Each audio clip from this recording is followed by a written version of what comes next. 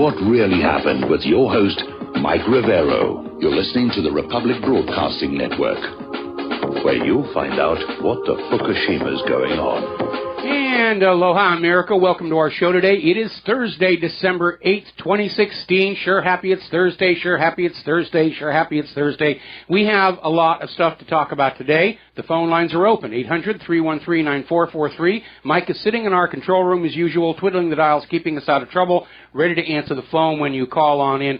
A lot of stuff going on right now. The whole planet seems to be rocking and rolling today. They've had a magnitude 7.7 quake down in the Solomon Islands, and I'm sure it's wreaked havoc with those people. We briefly had a tsunami watch here in Hawaii. That has now been canceled, as well as for the Pacific Rim, and I'm sure the Clinton Foundation is already heading for Solomon to take care of them the way they did those poor people down in Haiti.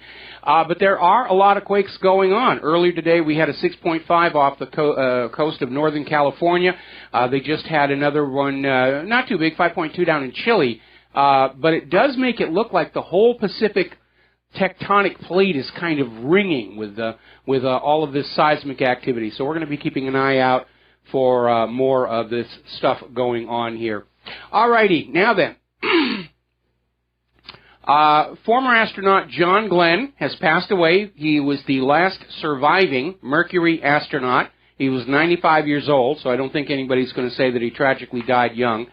And, of course, he was very famous for being the first American to orbit the Earth. And I think it's a little unfair. Most people don't understand. There was one other American who went into space before John Glenn, and that, of course, was Alan Shepard in his suborbital flight. And then, of course, John Glenn had a very long career in the U.S. Senate, which was marred by the Keating 5 scandal. And so he has now passed away. The heroes of our childhood are fading into memory here. Today is the anniversary of the assassination of John Lennon. And if you're my age, of course, you will remember he was very famous for his band, The Beatles. But the official story, of course, crazed lone nut with a gun. But Lennon's son is convinced that John Lennon was the victim of a government assassination. And it's not entirely unreasonable because the establishment of Lennon's day were almost as afraid of Lennon as our current establishment is of Donald Trump. Lennon's popularity had spread beyond his music into his philosophy, and he'd written this song, Imagine, which was a hit all over the world, and it terrified the establishment because it postulated a world free from religious domination, the need for governments, the need for conspicuous consumption. So the entire status quo was very upset over his ability to convince the younger generation not to play along with all the little things that make the elites rich and allow them to be sent off to war. So he was a major threat to the status quo with his philosophy and his popularity. Now then, getting on to the recount circus, and it really is, the Michigan recount is now officially over. A judge has ordered the suspension of the recount. There had been several different legal challenges going on back and forth, and ultimately it came down to two things. One, having gotten so few votes herself, Jill Stein was deemed not to be aggrieved and not to have standing to order a recount at Michigan taxpayer expense, and the allegations of hacking by the Russians, there was no evidence of that. The other problem is, and you're not going to see this reported on the corporate TV national news, Michigan found so many problems with the ballots and ballot boxes that basically carrying out a recount was impossible. And they were finding all these ballot boxes that still had the official seals on them, and they had the wrong number of ballots in them. Some had way too many ballots. Some had way too few. In one extreme case, all the paperwork said this box should have 306 ballots, and it only had about 50 in there. Now, Michigan law says that if there is a discrepancy, that precinct cannot be recounted on the presumption that the discrepancy is evidence of trying to stuff the ballot box ahead of a recovery, which appears to have been going on in several places. So basically that was the other reason that they cut that down. And interesting story coming out of Breitbart pointing out that Michigan has now spent more on Jill Stein's recount than it would have cost to provide a clean water system for the city of Flint, Michigan. But no, it's Jill Stein has to have her recount. Well, they've cut it off, and they're going to let that go. So basically, there were a total of 5 states involved in this recount mess. Michigan, the recount is now stopped. Their electors are still for Trump. They're still going to the Electoral College. Wisconsin's recount has not significantly changed anything at all, and they are going to finish by the deadline so that they can proceed to the Electoral College. Over in Pennsylvania, there are some discrepancies, but not enough to trigger a statewide recount. And there's a hearing in court tomorrow. The plug may be pulled on that one as well. Now, there was another recount request out in Nevada, started by another third-party candidate. Now, Nevada is a state that Hillary won, and this candidate asked for a recount to try and offset Jill Stein only wanting recounts only in states that Donald Trump won. And so far, that recount hasn't come up with anything dramatic either, and will probably stop with the existing precincts being counted. Then there is finally that lawsuit by 3 voters down in Florida who are insisting Hillary Clinton won Florida because the Russians were hacking the election systems down there, blah, blah, blah, blah, blah, blah, blah. Now, over in Philadelphia, as the recount numbers do not work toward any success for Hillary, Jill Stein and her Green Party filed a lawsuit to inspect the election software in those electronic voting machines, which you could go over to Black Box Voting and get it here. But the election board rejected the idea. The judge agreed on that one. Part of the problem being that these private companies that set up these electronic voting machines have declared the software in them to be protected intellectual property, trade secrets, as if there's some big mystery about a piece of software that says, if this dot is penciled in, add 1 to this register tally over here. But that's the way the law is set on up. And even if you're looking at the source code for the software for the electronic voting machine, that doesn't guarantee that the executable actually in that electronic voting machine came from that source code. That's one of the weak areas of security. And again, getting on back out to Las Vegas, where so many of their gambling machines are now computerized as well, you would just be stunned at all the security and government oversight and how the software has to be escrowed and everything inspected. And why can't our electronic voting machines be under the same kind of scrutiny as the gambling machines out in Las Vegas? I mean, doesn't it seem absurd they're going to be that careful with the gambling machines and so cavalier with our electronic voting machines? We're going to do a shout-out to our honor affiliates who are just now rejoining our network, and we're going to go ahead and take a phone call from Steve in California. Aloha, Steve. Welcome to the show. What's on your mind? Steve, are you there? There you are. Yeah, I'm here. I have to agree with you that the possibility that John Lennon was assassinated, taken out by government. But there was also something a while back I read that 20,000 pages the government had on John Lennon, especially when he came out against the Vietnam War, and he proved to have quite a following, being a peacemonger, a peacekeeper, and wanting to stop the war. Of course, they don't like that. But they had 20,000 documents on him trying to find reason to actually deport him out of the country at the time. Yeah, they did. And if you go to my COINTELPRO page, there's actually a mention of that, about all this spying on Hollywood and the entertainers. Last thing I got to say, I sent you an email, so check that out, on the Lord Christopher Monckton. I'm still trying to work on setting that interview up for you. He is an amazing man, and you're going to have a good interview if you have him on your show. So be looking for that information maybe later on this evening. I look forward to it, and thank you very much for hooking us together, because it's great to have somebody who's out there who's not in the employ of Al Gore or the United Nations, pointing out how ridiculous all this stuff is. And we're going to be talking about ClimateGate in our third hour because, as probably most of you already know, and I'm getting emails from listeners all across the U.S. saying, oh, my goodness, is it cold? Yeah. All righty? Hey, thank you, Michael. All right, thank you very much. We're going to let you go here. Now, there is a progressive liberal public relations firm was founded by environmentalist and CNN political contributor Van Jones. They are working for these GOP electors who've come on out and say they're going to vote against Donald Trump. And apparently with the recounts failing, we're now seeing this push to just convince the Electoral College to do what's the right thing for the good of the country, probably for their wallets. And I mean, this is utterly ridiculous. And again, many states have laws compelling the electors to go with the vote in their state. Again, Donald Trump won the election by the rules everybody agreed to play by going into this campaign season. And now that it's over, and Hillary and the liberals did not get the result they want, they're out there demanding the rules be changed.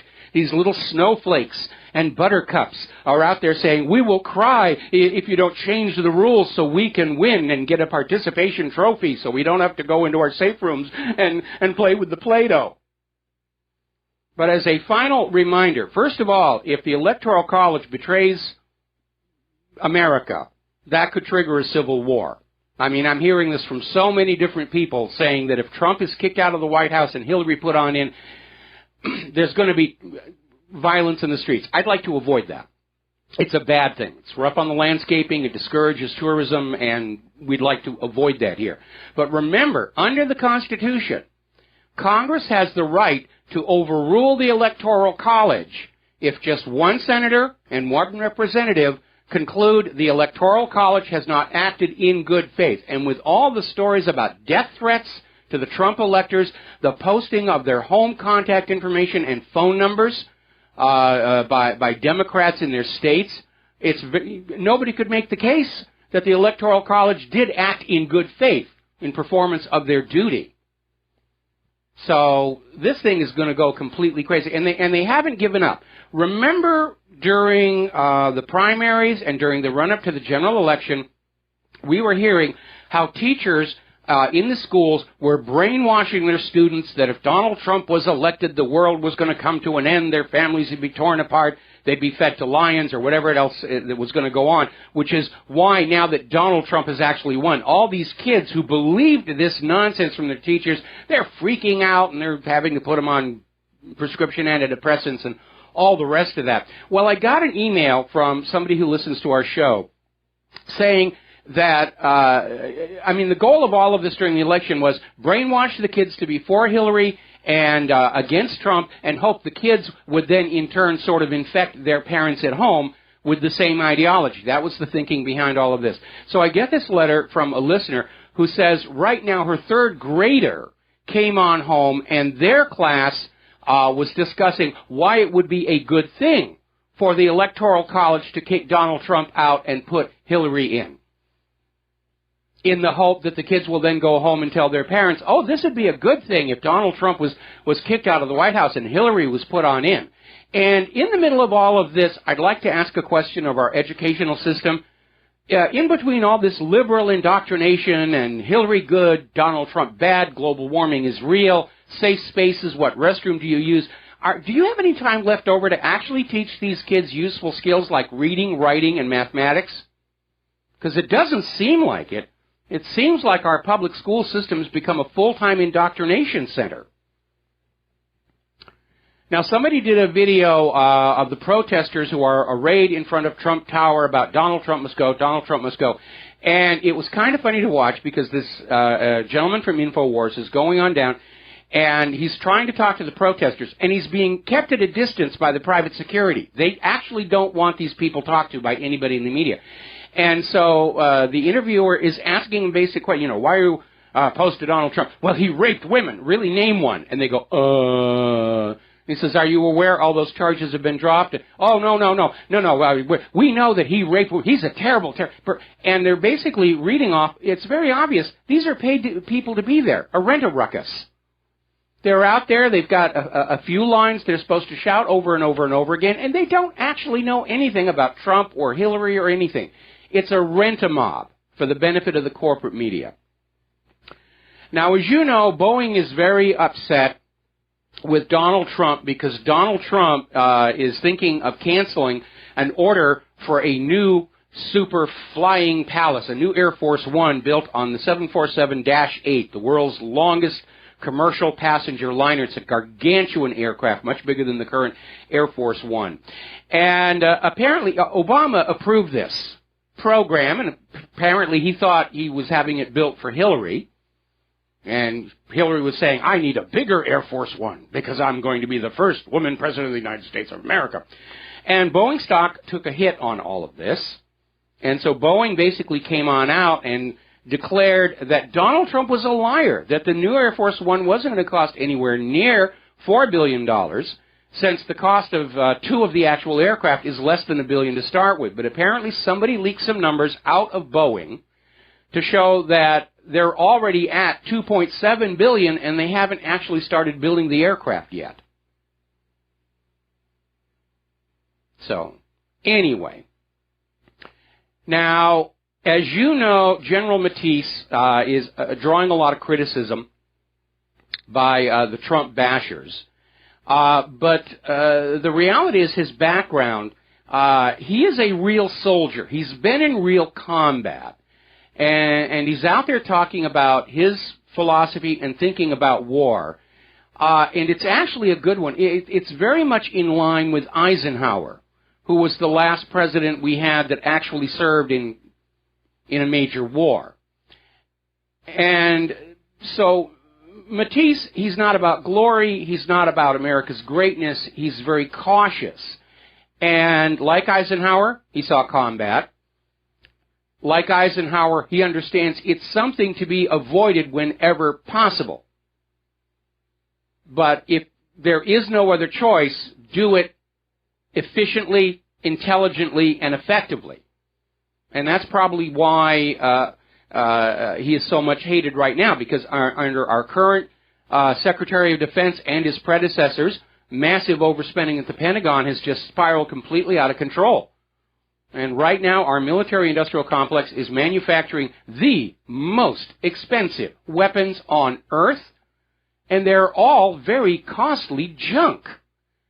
And I'm wondering who in their right mind thinks that the U.S. is going to go up against Russia and China in a war with all these weak and easily offended liberal young people who have never touched a gun because guns are bad, and then equip them with weapons that fall apart in the field and are too expensive to repair more than one or two times.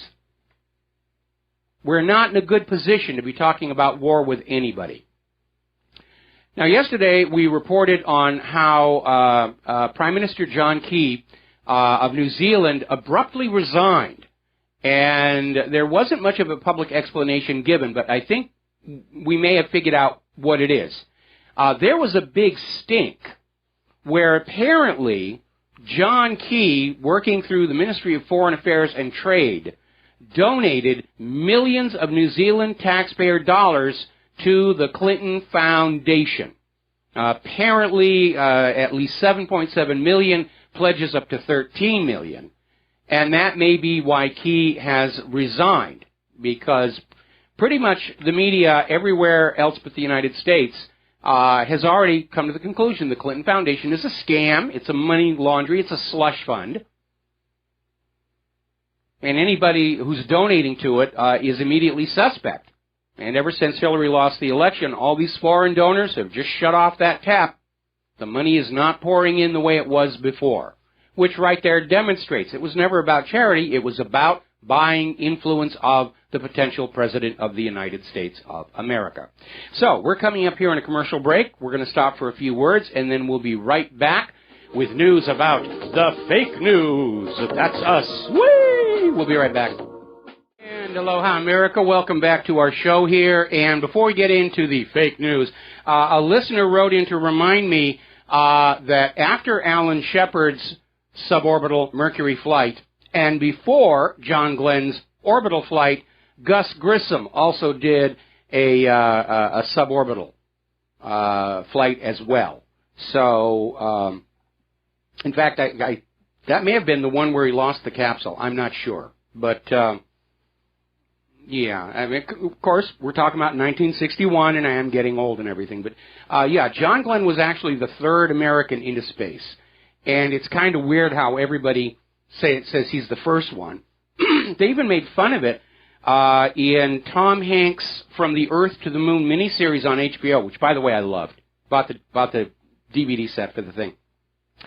And they were doing an episode on Alan Shepard, who, after his one very brief suborbital flight, came down with an ear problem that took him off flight status. And he stayed with the program, stayed with the astronaut management, and eventually surgery was developed to cure his ear problem, and he got to take one of the last Apollo flights to the moon.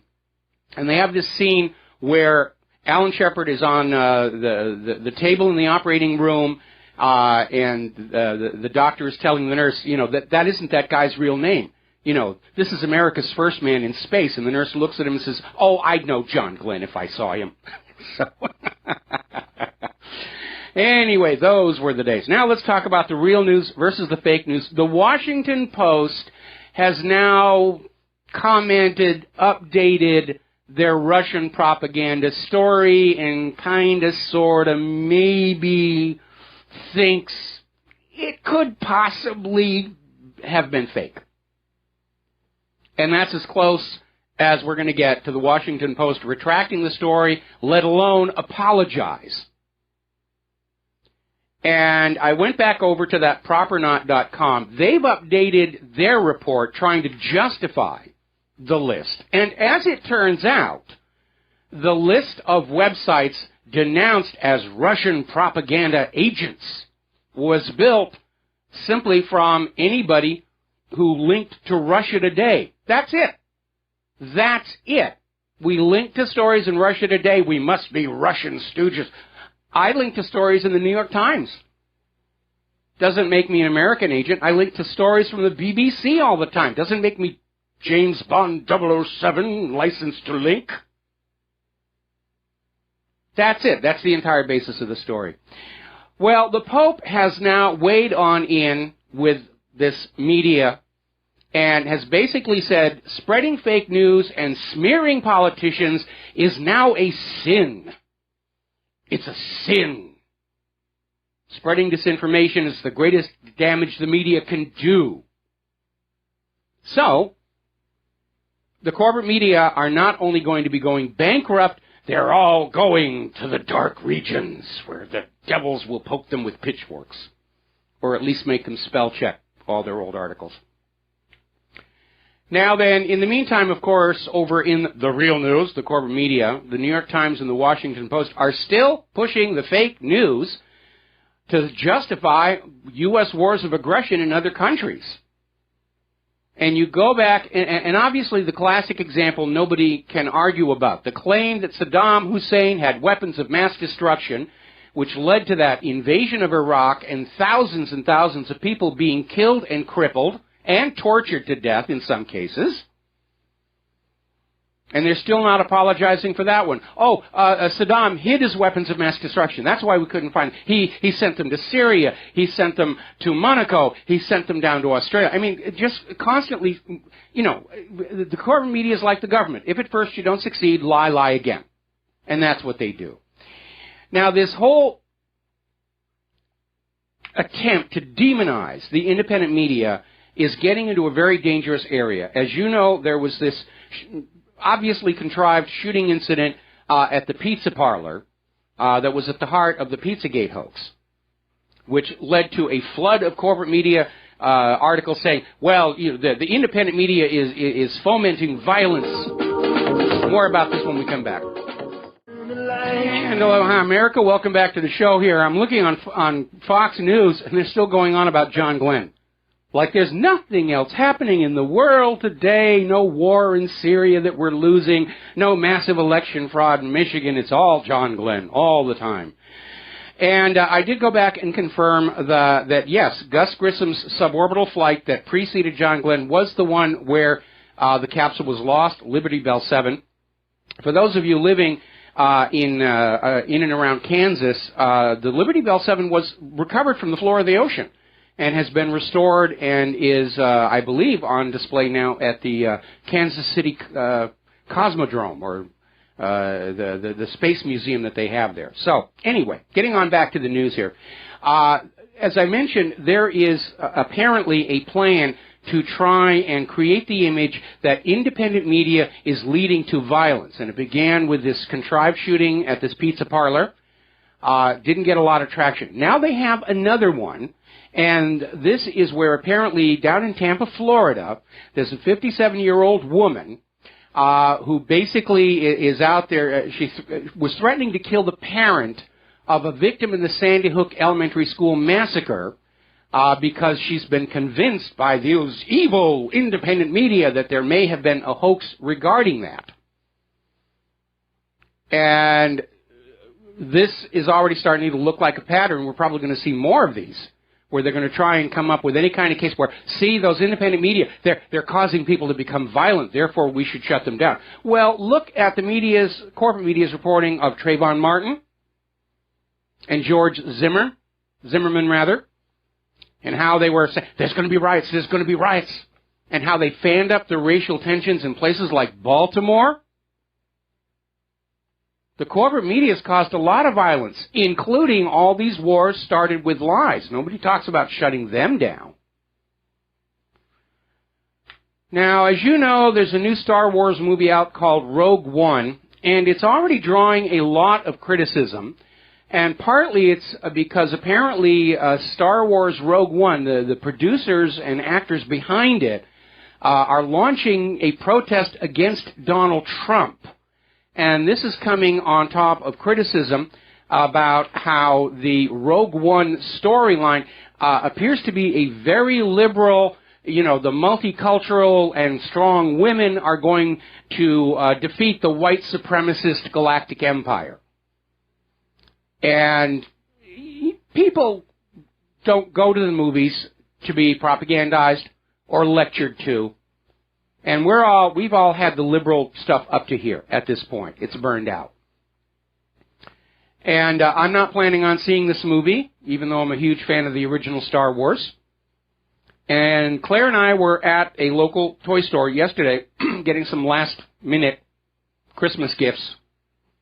And all of the Star Wars Rogue One toys are just piled up right by the entrance. You can't avoid seeing them walking on in. They're all over the place. The new updated version of the Stormtrooper's helmet. It's $99. I mean, come on, guys. Anyway, huge. These monolithic piles of all these toys. Nobody was even stopping. Nobody's buying. It's just, they burned out on this whole thing. Over at Breitbart, they're now under attack. The Washington Post smear notwithstanding, this attempt to demonize independent media as inciting violence in the population, there's an economic war out against the independent media. We've already heard where Google is now shutting off ad revenues for their customers. Same thing with YouTube. They're ending the advertising and sharing of revenues on videos and sites that don't conform with the liberal ideology.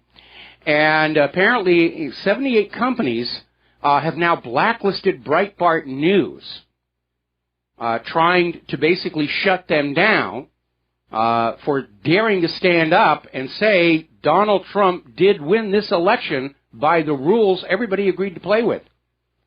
And screaming about popular vote. And again, we don't really know what Hillary's popular vote was until we subtract out all the non-citizens who voted, at least 3 million, all the duplicate votes they found up in Michigan and Wisconsin, I might add. We don't really know. But that's the talking point. She won the popular vote. She should be the president. The presidential elections are not a popular vote. And remember during that Democratic primary when Bernie Sanders kept winning the popular vote, and somehow Hillary still got the delegates. You didn't see Hillary stand up and say, well, you know, the people obviously prefer Bernie Sanders, so I'm going to give him a couple of my delegates. Did you ever see her do that? No, when it was working in her favor, she was perfectly happy with it. So she's being a hypocrite. And I actually had somebody write in and say, well, you know, we're obviously not going to be doing business, you know, with these companies that are attacking the independent media, and that's a very good thing to do. And also, of course, as ad revenues dry up, citizen support of these independent media outlets becomes more important than ever before. Now, fortunately, Google never allowed me to have ad revenues, and neither did YouTube. So I'm relatively unaffected by the current campaign. I'm very, very happy to see. But as James Corbett is saying, the war is on. The war between the establishment that has built itself with lies, fraud, and deception, and the American people who are standing up and demanding the facts about what's been going on in their country. What has the government really been doing with their money and their children's lives? And there's a real rush going on here, because as it looks more and more like Hillary's attempt to derail the Electoral College has fizzled, people are turning to Donald Trump and saying that he will support the independent media. And he probably will, because the corporate media was his enemy from day one. Somebody actually put up this wonderful triptych from Time magazine from back in, I think it was March, and it's a caricature of Trump, and it's starting to melt, and then in October, the same image, but now flat on the ground like a puddle, total meltdown, and then, of course, followed up by the fact that Time had to name Donald Trump Man of the Year. So Trump knows the corporate media was never his friend. They're still adversarial, because he read them the Riot Act. And Trump is going directly to the people with his Twitter channel, his YouTube channel, probably the Trump media company that his son-in-law is getting ready to set up. They're going to bypass the old fossil dinosaur corporate media. Donald Trump did an interview with Alex Jones, thanked Alex Jones for his support. The writing is on the wall. If they can't shut down the independent media before January 20th, 2017 will be the year of the independent media. And I'm not the only person who's saying that. Paul Craig Roberts is out with another article saying the tide is turning against the oligarchs. They've had the American people snookered for much of a century now between lying corporate media, private central banking, and now the American people have awakened. And they're not going to go back to sleep anytime soon. Hopefully this is going to be a peaceful, bloodless revolution. But revolution is at hand. And you might as well get used to that idea. Now then, getting on down to the war zones, with Assad on the verge of absolute victory against the U.S. attempt to oust him, the Syrian rebels have requested another ceasefire. We want a pause so we can do whatever we're going to do, which includes the U.S. still trying to extract its spies, CIA spies and special forces and mercenaries that are still inside Aleppo and are going to be hugely embarrassing to the U.S. when Russia or Syria captures them and puts them on world view. But the response from the Syrian government has been very, very curt. It's too late. You should have taken advantage of the offered amnesty program at the time it was offered. And now there's no point in us having a ceasefire. We're on the verge of victory. Now, Assad has come out with a statement, and it's very telling, and it proves that he is very well aware of what the real agenda has been all along. And he's saying the failure of the Western states and Turkey in Aleppo means the entire grand project, the transformation of the Middle East, the capture of all the resource-rich areas and shackling to the dollar, that has failed as well. Because remember, Wesley Clark blew the whistle on this thing back in, I think it was 2005, where the U.S. was going to regime change or conquer all the oil nations of the Middle East and shackle them to the U.S. dollar to maintain the U.S. dollar's hegemonic domination of world trade and banking. And the U.S. is about to lose in Syria, has lost in Syria. Our first major defeat since Vietnam. And we never really did get into Iran, did we?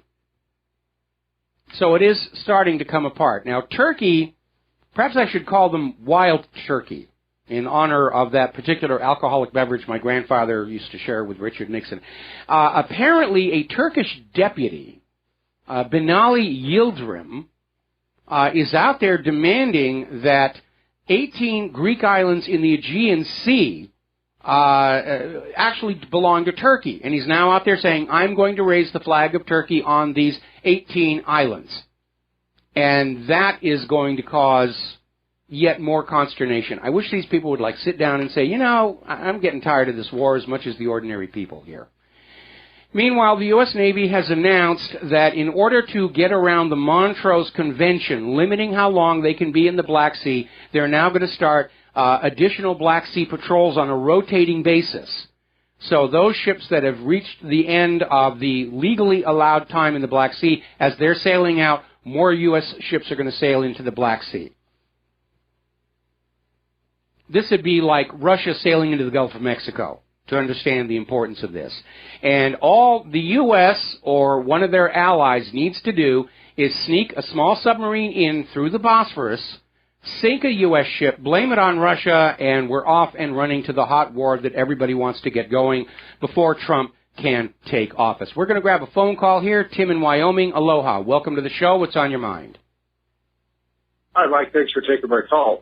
We were talking yesterday about, or you were actually, about Android phone security. You said your wife has an Android and you have major problems with it. Now, I wanted to bring up something that most people don't pay much attention to when it comes to Android phones, when it comes to the security of the phones. There are a lot of permissions that the applications will ask for. And a lot of things that they ask for. I mean, I read every single thing all the permissions that they ask for. When it says that it wants to use your storage, it wants to use your microphone, your camera, your location, your data, whatever it happens to be. And I generally, well, not generally, almost always, probably 90+% of the time, will either send an email to the company and ask them why. I usually get a reply, but I'll ask them why they need these particular things or think that they need these particular things, and then they'll sometimes give me an answer. But in the case that when a phone does things that you don't want it to do, I mean that's the main thing you have to look at is the permissions that the application supposedly need. And they say when it comes to Android, when it comes to the Google Play Store, if you will, they say that sometimes the applications will have other requests for permissions that will be added at a later date, and it doesn't tell you what those will be. It could be anything. Well, let me step in here for a little bit. First of all, the problems with the Android that Claire is using aren't related to security because neither of us keeps any kind of confidential information on our smartphones. There's no bank account information. There's no passwords. We're just using them as phones and cameras, basically. I have since found out that one of the problems with Android, at least as it's implemented by Samsung, is that it automatically is constantly preloading apps into memory.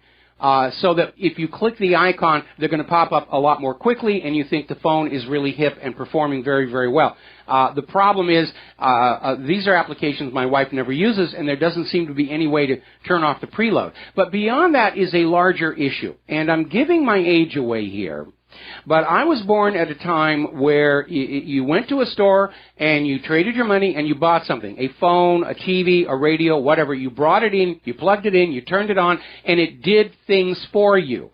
And for some reason, our younger generation has been brainwashed or acclimated to accept products that require constant tinkering, patching, update, upgrade. We're spending more time working on our appliances than they spend working for us in many cases. One example that really annoys the heck out of me is our big screen TV, because we'll be watching a movie or a TV show, and right at the part where we're going to find out what's really been going on here, there'll be this pop-up in the middle of the screen. The Smart Hub has finished its update. do you want to start it now? And that is so annoying.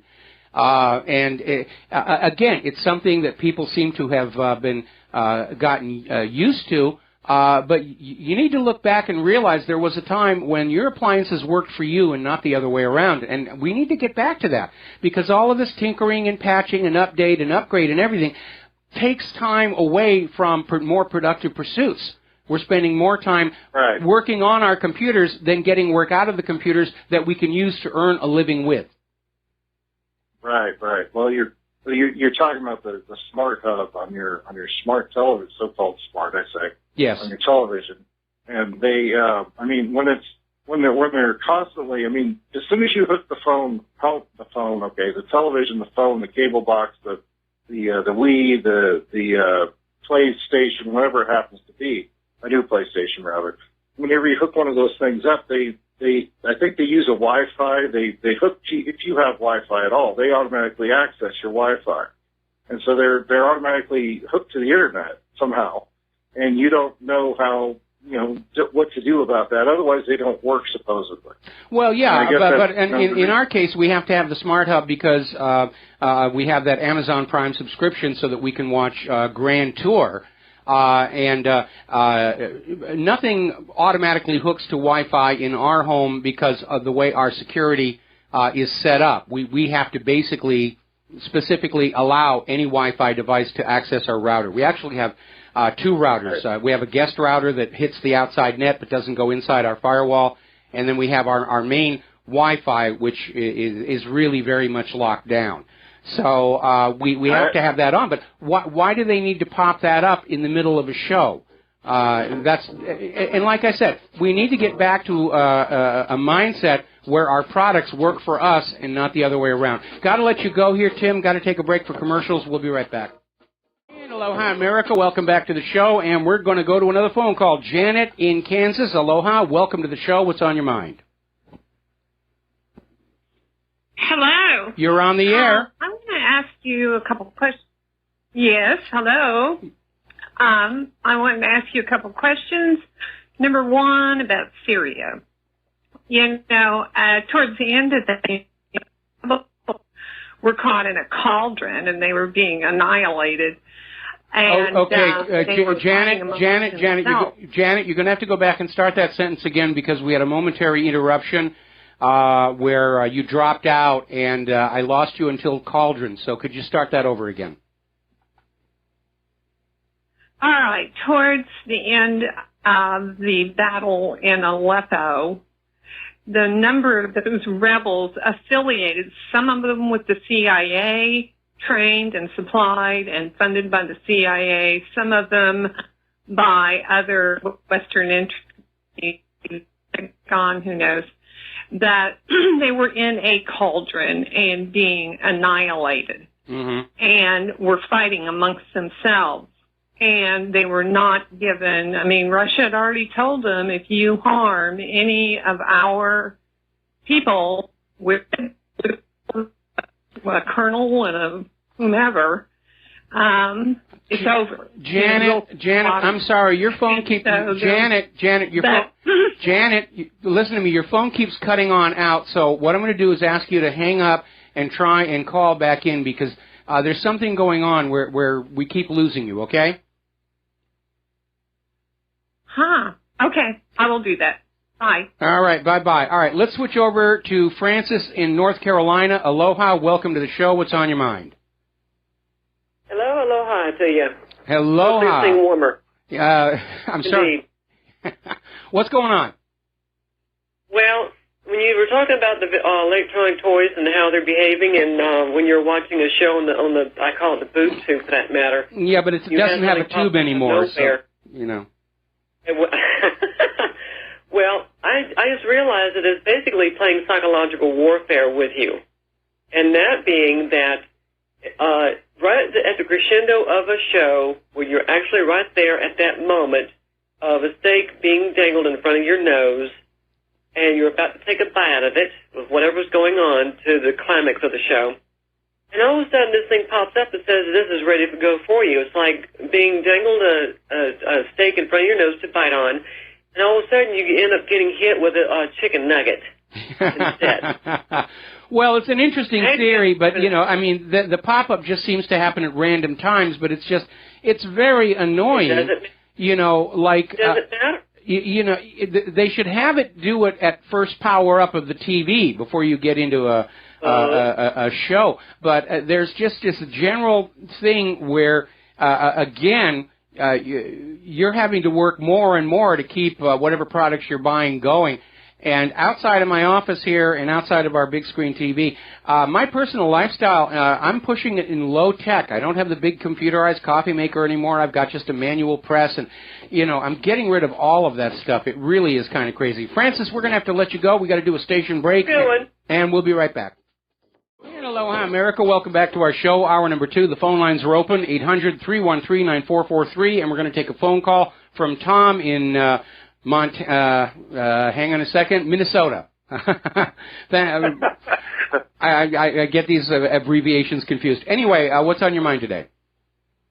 Yeah, I would kind of like to. Do you know offhand the natural blaze, is that associated with Glenn Beck or not? I have to be very honest. I don't know. I know Glenn Beck's got a lot of operations out there, and we do need to start paying attention to a lot of these websites with that revelation that there's that company in California that sets up and runs websites whose job it is to plant junk on the Internet so the corporate media can say, oh, look at all that junk on the Internet. How could you possibly trust anything they have to say? So we do need to be very, very concerned about who's out there, and especially those that are putting out viral hoaxes just to be funny. Or again, for disinformation. There are a lot of websites that are already well known as being completely untrustworthy, and people, after a while, they begin to develop a sense of what's working and what isn't working. Yeah, I think, you know, there's real situations out there like Fukushima and that mine, you know, the pollution that the snow geese just died in, supposedly. But the Natural Blaze reports that, and one thing about Natural Blaze and E&E News that talks about Fukushima, and they talk about these massive die-offs of the birds or the sea life or something, there's never a picture. They're talking about all the beach is littered, or this pit is littered with things. And it's like, why isn't there one picture?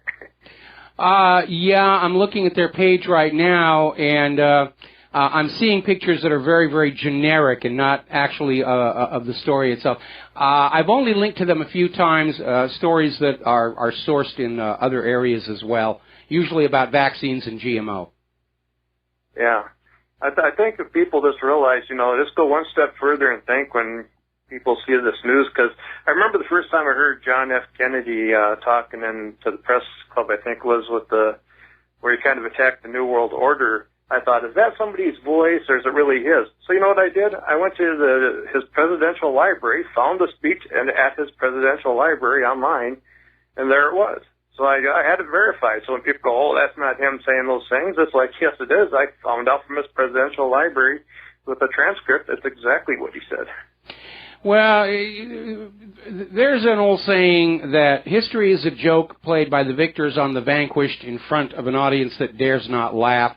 And from time to time, what we find out is that there's a lot of myth-making going on while people are alive. Certainly, the allegations against Donald Trump are a good example.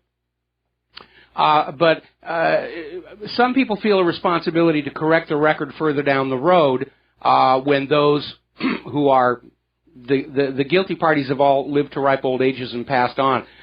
We understand that there's still a bunch of material about the John F. Kennedy assassination, which will be made public somewhere down the road.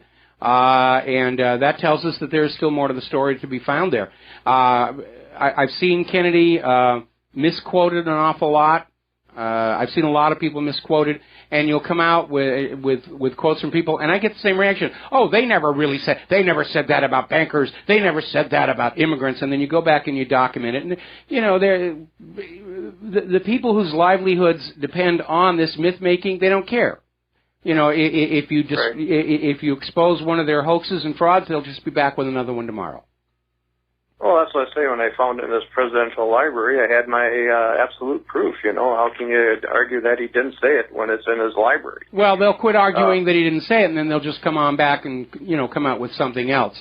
You need to understand the paid propagandists and shills, all these people working for public relations firms and everything, they are very much like that Monty Python sketch, The Argument Clinic, where all they're really out there to do is to gainsay whatever you're saying.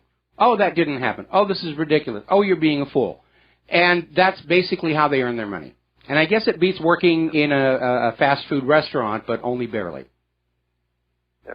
I'd like to point out to people listening that I noticed, like, Keith Olbermann had his day when he was attacking Bush, and Glenn Beck had his day on Fox when he was attacking Obama, and they're both basically insignificant now. But Michael Rivero, whose only agenda is the truth, keeps on ticking, so I appreciate you. Well, I think you're allowing the corporate media to tell you who is significant and who isn't. Now, Glenn Beck's decline appears to be more about the financial mismanagement of his business empire.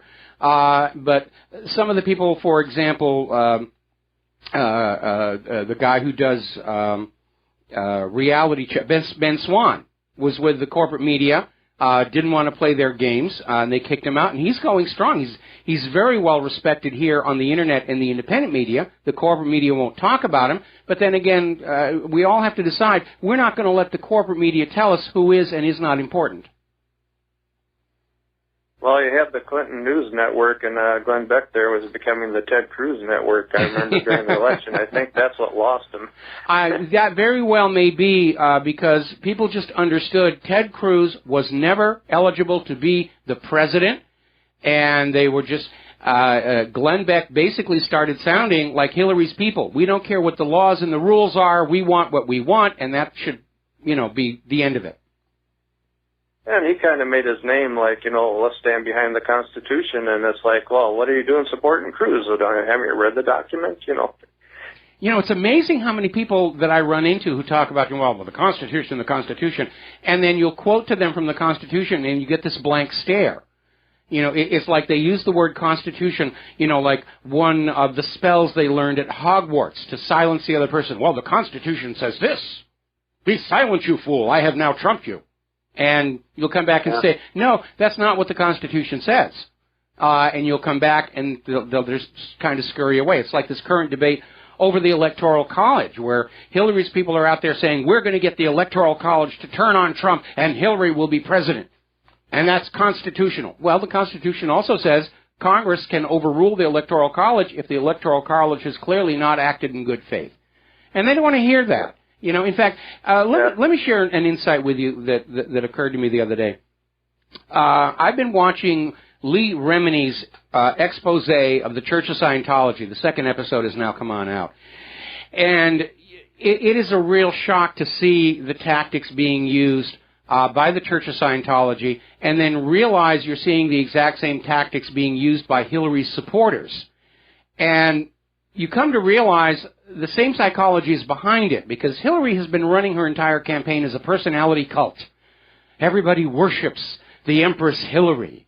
And Scientology, basically its adherents or suckers, whatever you want to describe them, they walk around with this absolute assumption of superiority to everybody around them, coupled with this idea that whatever they're doing is for the betterment of the entire earth, and therefore anything they do is fully justified and explainable in terms of we are helping the earth become better. And you see that very much in that liberal philosophy. We're here to make the world better. We're going to erase borders. We're going to let men use the women's restroom, and this is all going to make the world much, much better. And, so there's a lot of similarities here. And some of the worst tyrants in history have run their supporters as personality cults. Adolf Hitler did it. Mussolini did it. Hillary was doing it. Jim Jones was doing it. L. Ron Hubbard was doing it. And then you peek beneath the surface and you realize just how dangerous this kind of psychology can be. And that's kind of what we were talking about, even though you just point out the Constitution and people just kind of ignore the facts, but yet you look at all this crazy stuff people are willing to believe. I just wonder what it is sometimes about the human psyche, where they'll believe, some guy put on magic glasses or, Yeah.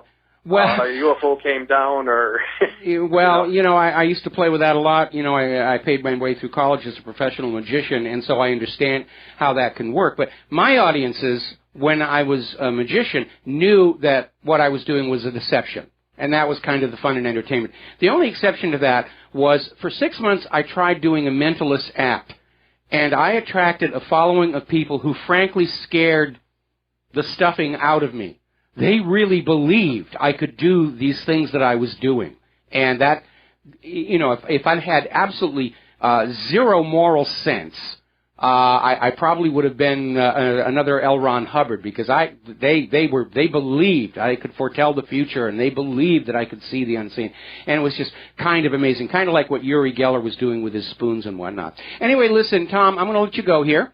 Thank you very much for the phone call. We're going to do a quick shout-out to our on-air affiliates who are just rejoining our network. I'm sorry it's a little bit late, but Tom and I were having an interesting phone call. Story just now breaking.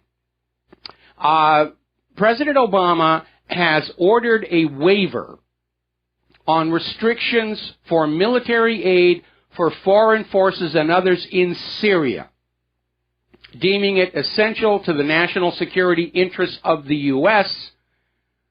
to bypass provisions in the 4-decade-old Arms Export Control Act.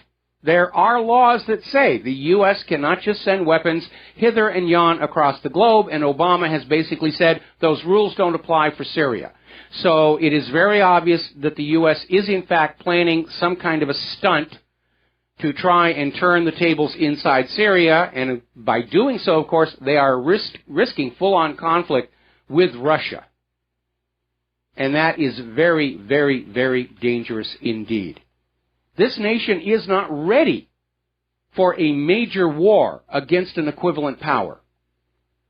We don't have the money. We don't have the manpower. Even with all the foreign refugees and illegal immigrants who are not going to be effective fighters because they don't have an emotional bond to the United States. We don't have the manufacturing to sustain the supply of military supplies which vanish like water through your fingers in a war zone. And we don't have the moral authority, going on back to Sun Tzu and the art of war. Our weapons are hideously expensive to buy. They don't work very well. And our children approaching military age have all been turned into these weak, easily offended, shocked, needed safe space pansies by the liberal school establishment. We don't have what we need to be fighting a major war against Russia or China, and these maniacs are still going forward with that. All right, let's talk a little bit about the economy. Yet another fraud has surfaced in the banking centers. Deutsche Bank is providing smoking gun proof of massive rigging and fraud in the silver market. And this goes all the way back to April, when Deutsche Bank had agreed to settle allegations it rigged the silver market, and they settled for $38 million, which none of the people who got cheated ever saw, and it just went from Deutsche Bank to the government. And apparently the other members of the manipulation cartel have turned on each other, and Deutsche Bank is now providing evidence against the other banks and financial institutions that were involved in rigging silver prices. Now, as you know, Wells Fargo is dealing with the aftermath of these 2 million fraudulent cases where Wells Fargo employees were opening fake accounts in their customers' names. And the accounts existed solely to charge them fees, which in some cases made the customers overdrawn, which resulted in more fees, overdraft fees.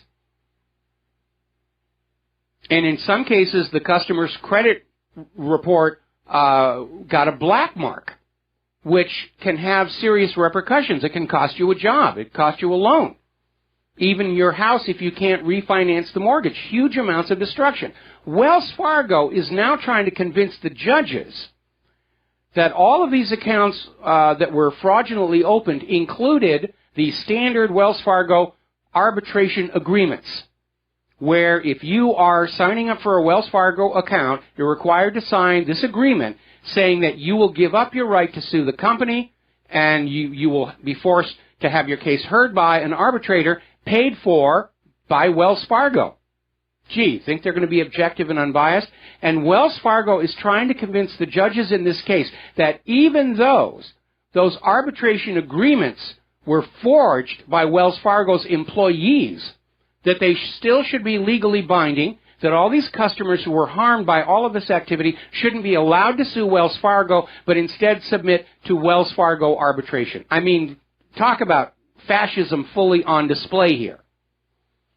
Because fascism is what you get when corporate power and the government are aligned together against the general population. And the last word is that apparently the judges are saying, well, you know, there's a valid argument here. We can't let these people who got cheated by Wells Fargo sue Wells Fargo out of existence. That would be wrong. No, it would be right. It would return the law of evolution to our financial centers. We need to let financial institutions that commit crimes or just make bad business decisions go out of business and make way for new institutions under wiser, more prudent management. That's how progress is made. Other countries are jailing their crooked bankers. Some countries are actually executing crooked bankers. We need some of that here. Instead, in the United States, every time a banker commits a fraud or a crime and it goes bust, what does the government do? They take trillions of dollars from the American people and give it to the banks so the banks can then loan that money back to the American people at interest. Does that make any sense at all to anybody other than a banker? Now, getting into the Christmas shopping season, a lot of people are looking at Sears, and Sears has been in trouble along with the other major retail chains. And part of it is simply that, again, the American people don't have any money to spend, even for Christmas. And apparently 2 of Sears' top executives have now resigned their positions this week, which is accelerating speculation that Sears is about to file for bankruptcy. This is from Business Insider. And I think the speculation is that unless Sears has an absolute runaway successful holiday shopping season, that they will be gone next year. Another iconic American business falls victim to the economic mismanagement of this country of the last 30 years. And what do we get from the government? Oh, the economy's fine. We only have a 4.6% unemployment rate. And look at the stock market. They're all doing great. If you're hungry and starving and lost your job and your business and don't have any money, it's got to be your own fault. And really, you shouldn't criticize the government. At which point we come back with Teddy Roosevelt's admonition that criticizing the government is the natural right of all Americans and their duty. Now, down in Texas, they're beginning to feel the pinch down there as people have less and less disposable income. And it's not just the oil bust from that ridiculous, poorly thought out oil price war with Russia. Sales tax collections in November, pardon me, got a frog in my throat. Sales tax collections in November fell 2.7%. compared to a year ago, and are down almost 6% year to date. The Texas people don't have money to go to the store and buy things. The system is collapsing from the bottom because the bottom has been looted to make the top richer. Now, any economy, there has to be some kind of a mechanism where the wealth that is being siphoned to the top of that pyramid gets recycled back down to the bottom as decent wages and salaries so people can trade their labor for decent wages and salaries and then pump that money back into the economy to keep it going. That's what you have under capitalism. Under fascism, that recycling mechanism is taken away. So the rich get richer and the poor get poorer, and eventually it locks up because the flow of money through the economy stops. And that's where we are right now. one of the more alarming things we need to consider right now is the total amount of debt in the world is 3 times the global gross domestic product, which means it can't ever be paid off, and it means every bit of property is somehow or other pledged as collateral to the holders of those debt. Somewhere, somehow, someplace. It's going to have to be written off. Why not do it now? We'll be right back. And aloha, America. Welcome back to the show here. Now, India, as you know, up until recently, has been one of the top consumers of gold, both for investment and for ornamentation. We've all seen the photos where you're going through these various marketplaces in India, and there are all these stalls that are just filled with gold chains and bracelets, and they do love their gold. And there were some disturbing rumors that the government of India was going to start confiscating gold as part of their effort to ban all cash.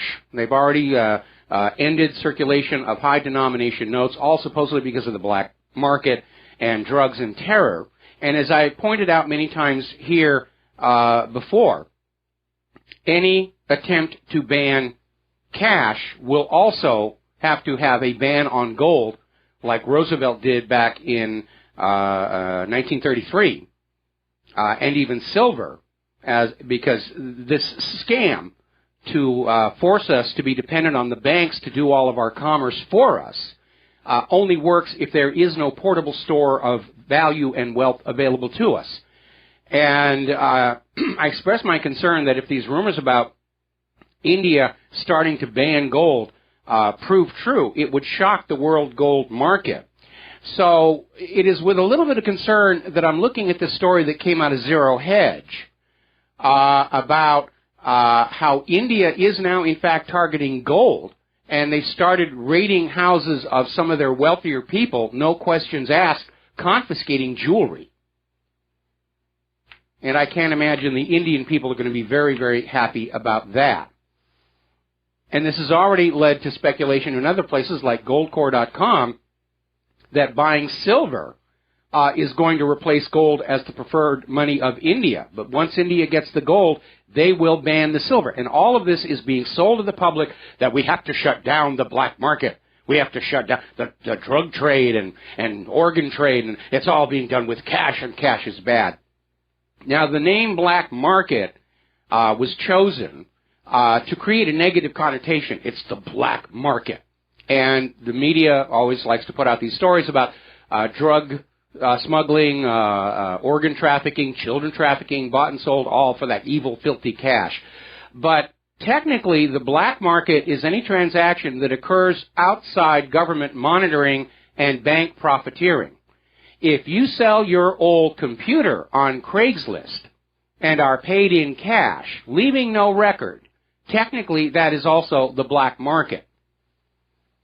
Now, the goal here is not to curb all these illicit trades, especially in drugs, when you have so many in government that profit from drugs, but to force ordinary citizens into dependence on the banks to handle their commerce for them. And once that is in place, the banks will charge whatever they think they can get away with for handling your transactions, and government will tax every transaction.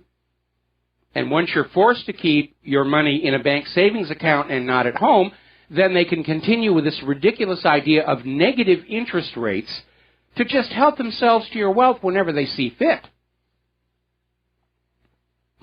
So this is a very, very alarming trend. Now, over in Great Britain, there was a little bit of an oopsie, and it turned out their trade deficit had been underestimated by £6 billion. And it turned out where they made the mistake was after the Brexit vote, when they were figuring out what their trade deficit was as a standalone nation, they failed to take into account the huge importation of gold coins and bars by British subjects as wealth preservation. And once they added that in there, it dinged their trade deficit by £6 billion. But it's a very smart thing to be getting metals in small amounts, so records aren't being kept, and keep it under your own control, because right now the laws are in place in this country. In the event of a crisis, the banks can not only dip into your savings account, they can go into your safety deposit boxes. The banks are not a safe place for your money anymore. And our advice continues to be, you should have only in the bank what you need to cover your immediate obligations, and you should have the rest under your own control at home, some of it in cash, some of it in gold and silver coins, buried in the mayonnaise jar out back by the pineapple plantation. That's our advice. Got to take a break for commercials. We'll be right back. And aloha, America. Welcome back to the show. And I'm looking at this story that just came out on Breitbart. Obama urges soldiers to question Trump's authority and criticize our president. And apparently in his final address to America's armed forces, Obama reminded troops that once Donald J. Trump becomes president, soldiers have a duty to question his authority. Funny how Obama never said soldiers had a duty to question Obama's authority or criticize him. Oh, no, it's you will obey me and you will disobey him. I mean, I think that comes dangerously close to subversion and even sedition. And then Obama went on to say that terrorism is caused by the Second Amendment and human-caused global warming. This is your president on drugs. I mean, that is just so absurd. So absurd. All righty, getting on back here to the economic news. I'm not the only person that is, and by the way, if you're having trouble getting to my website, the Tantrum Squad is back. You know, Hillary's people are trying to jam my server again, and we're just going to have to smile indulgently as they roll around on the floor and pound their fists and kick their feet and cry, because the world isn't being what they want it to. I'm not the only person who's out there pointing out the ridiculousness of the latest jobs report. Paul Craig Roberts is out there basically saying this is just more USDA choice bovine excrement from the corporate media and not from Russian propaganda websites. Basically saying that, yeah, they're coming up with a 4.6 unemployment rate by ignoring people who've been out of work so long they've quit looking for work because the jobs just are not there. And the vast majority of the job gains that they got in that report for November are seasonal hires for retail that are going to be let go come January, or as soon as the January sales are over. The fact is November only produced 9,000 full-time jobs in a nation with a population of 330 million. It's not really significant. And that's another classic case of the government lying to you. Our real jobless rate is already way beyond the jobless rate of the 1930s depression.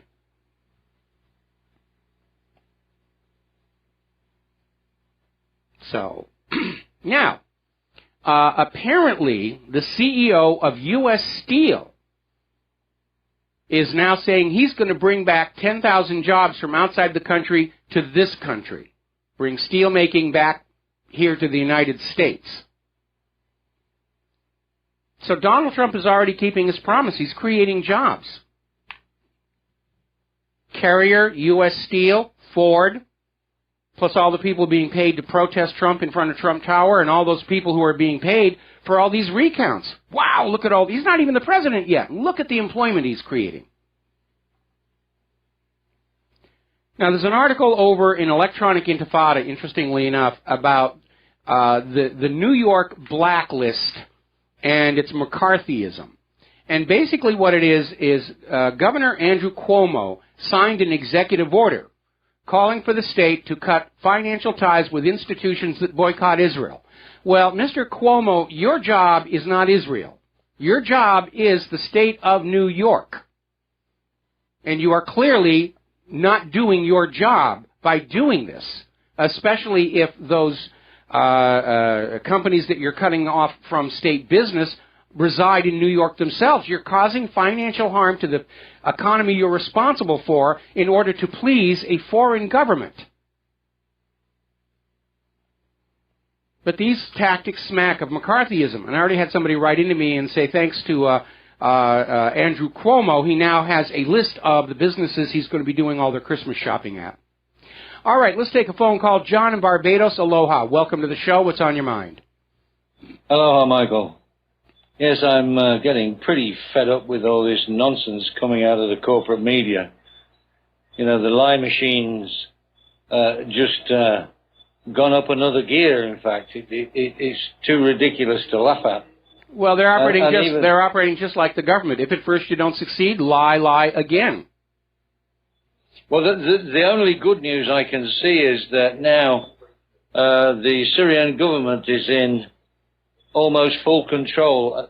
They've now taken back 85% of that rebel-held area. And in fact, the rebels are squeezed now into a couple of city blocks. So they must be pretty desperate. I imagine they are. I mean, it's all over, but the shouting is really what's going. Which is why Obama apparently has signed or ordered a waiver for the Arms Control Act in order to be able to get more weapons in to their pet terrorists. Well, I mean, I think it's too late anyway, because already now I'm hearing that because this enclave is so small now, they can release up to 20,000 Syrian troops to focus elsewhere. Because they've only got to defend against this small number of people that's left in this couple of city blocks. Well, that means they can go on down south and start to do something about all those missiles Israel's firing in from the Golan. Absolutely. Well, they can, you know, I mean, it frees up, as I say, up to about 20,000 troops. Once they've completed this Aleppo thing, and what I'm being told is that between 25 and 45,000 troops will be released, and they're going to go east towards Raqqa. So we're looking at a rout, really, of the attack ferries. But none of this is being reported, and unless you actually look for it, you can't find any. No, you have to hunt it down. I mean, Fox News has finally stopped talking about John Glenn. Actually, no, I take it back. Now they've got Donald Trump commenting on the passing of John Glenn. And it's like there's nothing else going on in the corporate media world right now except John Glenn, you know, how bad Trump is, how great Hillary is, and how evil the independent media is. And that's basically it. Well, I think this Jill Stein effort for all these recounts is now beginning to backfire, because it's actually highlighting all the Democratic election fraud. Yes, it is, and what's coming out of Michigan is all the fraud benefited Hillary Clinton, and you're not seeing that on any of the national TV news networks either. No, of course not. But I mean, I'm going to the election commission's sites to see what's actually happening, what the reality is. Well, the Michigan authorities are saying that even though the recount itself is now stopped, they are launching an investigation into the election fraud which took place in their state, and that could really blow up in Hillary and the Democrat space. Well, I'm really sick and tired of these libtards, these pathetic children that keep crying. Trump won. Yes. He won it fair and square, despite all the Hillary election fraud and voter fraud. Well, that's what's made them so angry. They were absolutely convinced that they were going to steal that election. They had already broken out the champagne in Hillary's campaign headquarters before the final results came in. They were getting tanked up. They were absolutely convinced they had stolen this election. But it was just like the Brexit. Election fraud cannot overcome a landslide. And I think if there were a full investigation across the country and an auditing, we'd find out that Trump really had a huge landslide. It wasn't neck and neck. And if you look at, all the counties that Trump won, Hillary's entire so-called popular vote victory is concentrated in California, which is full of illegal immigrants and refugees, and in all the sanctuary cities. That's where she got all these huge numbers of votes. And what's coming out of Michigan is that it was just an absolute widespread epidemic, and nobody wants to talk about it. You know, it was kind of a weird thing that we saw leading up to the election itself, where the corporate media and the government are trying to say that, you know, Russia's going to hack our elections, and yet responded to every report about election fraud domestically by saying, oh, it could never happen. It could never happen. If there's any fraud or mistakes, it couldn't change the final outcome. And what the scale of what they're finding at Michigan is saying, yes, the election fraud was designed to change the outcome of an election. And all these ballot boxes in Michigan where they had more ballots than they were supposed to, the ballots were for Hillary. The ballot boxes where they didn't have as many ballots as the paperwork said, those boxes had come from areas that were heavily Trump. It was just a frightening epidemic of election fraud, and it was all across the country. Well, I think the major cities, I think Detroit, Michigan, was a prime example where, the actual record of votes cast and placed in a ballot box didn't match the numbers that were actually found when they did the recount in that ballot box. Detroit was, half the precincts in Detroit were invalid for the recount because the number of ballots in the ballot boxes didn't match the paperwork for that ballot box. And whoever was in there playing with the ballots apparently had replacement seals, because it looked like the seals were intact. And it may not have even been that, because if you go back and you look at the documentary Hacking Democracy, Bev Harris demonstrated in one place where whoever ordered the seals for the ballot boxes chose a glue that you could peel off. And that, of course, completely negates what a seal is supposed to be about. Once it's sealed, you can't open the box without damaging the seal and revealing that the box has been opened. But Bev Harris went into one of these boxes with a seal on it, and she picked up the edge of the seal, and she just peeled it right back and opened the box. And then she put the seal back over, smoothed it over, and there was no trace that the ballot box had ever been opened. Well, this whole election in America has been a travesty of democracy. It's not democracy at all. It's who's got the biggest voting fraud system. Third world dictatorship propped up by a lie that our votes actually matter. But if Hillary's attempt to steal the White House crumbles and Trump isn't assassinated, we're going to have 2 years where everybody in America is going to have to stand up and say, look, we had Florida 2000, we had this absolutely humiliating and embarrassing disaster in 2016. It's time to overhaul the election system from top to bottom, to have national standards, to mandate voter ID, to have, the little bottles of blue to dip your finger in so that you don't vote more than one time. And I've already laid out a very simple system for counting the election that bypasses tabulation centers and electronic voting machines, and guarantees that you can track the results of your precinct all the way up to the national election and verify for yourself that the votes are tallied accurately. And if we could get this system in there, hang on a second before you get there. The system I have outlined, and I've been posting it on my website and all over social media, the system I've outlined basically turns every single voting American into an elections inspector to validate the counts and the math work is correct. And there may be ways to still cheat, but our current system is designed to facilitate and conceal cheating, and we need a system that makes it as hard as possible for the cheating to occur. Yeah, my final point would be Mr. Trump and his cabinet with these three anti-Iran generals. I'm very worried about that, Michael, because I don't think Mr. Trump is being honest with us about his Iran policy. Well, he's had a lot of harsh words for Iran, and I'm hoping some of his other advisors are going to point out the very simple fact that Iran has not launched a war of aggression against another country in over 200 years, and certainly not since the Iranian Revolution of 1979. The real reason the U.S. wants to go into Iran, it's to punish them for breaking free from U.S. puppet rule under the Shah, to make sure their oil is forever linked to the U.S. dollar, to impose a private central bank on them because they're one of the few nations on earth that have a public bank and public currency managed as a public utility. And finally, of course, Israel's interest to break it into pieces and balkanize it into smaller nations that are easier for Israel to push around and bully. Well, I think the way the Chinese and Russians are cozying up, if you like, with Iran, that's a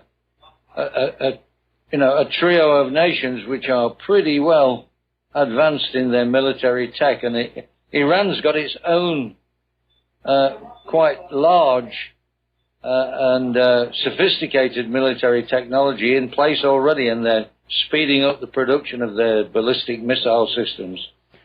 Well, and again, when you stack that up against America's weapons, and by the way, I'm still waiting to see the result.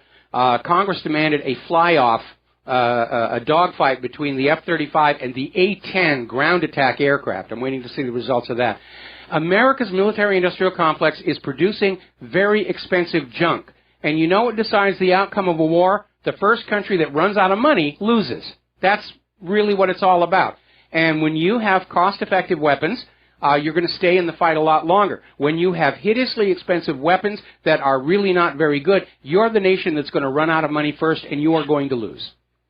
Well, on top of that, Michael, of course, how long does it take to manufacture, say, an F-22 or F-35? And I would suggest that you just couldn't keep up with the losses. That's true, that because they are so complex, they take a long time to assemble.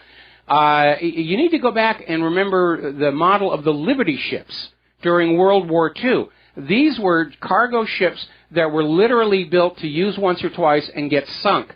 And they could build them fast. They could build these ships faster than the Germans could sink them. And that's how they were able to keep up the supply of material going to Europe during World War II. We don't have that thinking. Everybody wants the weapons to be as expensive as possible because they're bid under a cost-plus contract. The more expensive the end product is, the more profit is made by the defense contractors, and it's gotten us into this mess here. And again, when you're dealing with children who are coming of military age, who have been brainwashed into being these fragile, delicate, easily shocked and traumatized individuals, they're not going to do very well in combat at all. Well, I'm thinking of, an F-35, $100 and somebody million dollars each, and a $50,000 missile takes it out. It just doesn't make sense. No, it really doesn't. And, Russia's always gone the other way. The MiGs may not have been as capable, but they were inexpensive, and they could produce them by the thousands as compared to hundreds of the equivalent American jets. All right, we got to take a break for commercials. Thank you for the phone call, John. We'll be right back. And aloha, America. Welcome back to our show here, and talking about immigration and everything else that's going on out there. Over in Austria, apparently Austrians were gathering at a Christmas celebration, and apparently migrants from Afghan were offended by the celebration, and apparently took their belts out of their pants, used them as whips to attack the Austrians. This, I think, is part of that cultural enrichment we were all told that the migrant refugees were going to bring to our lives, to be flogged. Now, over in Germany, Katie Hopkins is out there castigating Angela Merkel, saying that you can ban the burqa, but what are you going to do about banning the migrant boats encouraged to come? The people of Germany have just absolutely had it up to here with all the problems caused by these refugees. And the banning of the burqa and the forbidding of the media to mention when crimes are being committed by the refugees is not going over very well for the German people. And this is all part of that globalist New World Order nonsense of dropping the borders and blending everybody together, and with the firm liberal belief that we're all just going to clasp hands and stand around the campfire and sing Kumbaya and give each other big, wet, sloppy kisses, and it doesn't work that way. Human nature remains human nature. It is a liberal myth that human nature can be changed by changing the environment around it. And it all goes back to that Margaret Mead book, Coming of Age in Samoa, which is the Bible of the liberal philosophical establishment. And it's a fraud. It's a hoax. It's been discredited time and time and time again. Now, over in France, Marine Le Pen is out there saying that if she wins the presidential election, there'll be no schooling for illegal migrants. And Trump should do exactly the same thing here. Trump does not actually need a wall along Mexico's border. All he needs to do is cut off the free stuff. All he needs to do is remind everybody that it is a felony to harbor an illegal immigrant in this country. You can go to jail for 10 years. Let's start enforcing that law. And let's start with all those mayors of all those sanctuary cities who are out there saying, I'm not going to go along with Donald Trump. I'm a believer in the New World Order, and we're going to flood the United States with all these other people, no matter what damage it causes, because I believe in the cult of Hillary and George Soros, and we're making the planet better, and anything we do is therefore justified. It really is. It's turned into a cult. I mean, beyond just Hillary and the Democrats, liberalism has become a cult. They operate just like one. You should tune in to that Lee Remini series about Scientology and just hear what the Scientologists did to those who did not agree with them, and you will recognize the exact same pattern of behavior by the liberals against those who are not caught up in their little religious fantasies. We'll be right back after station identification.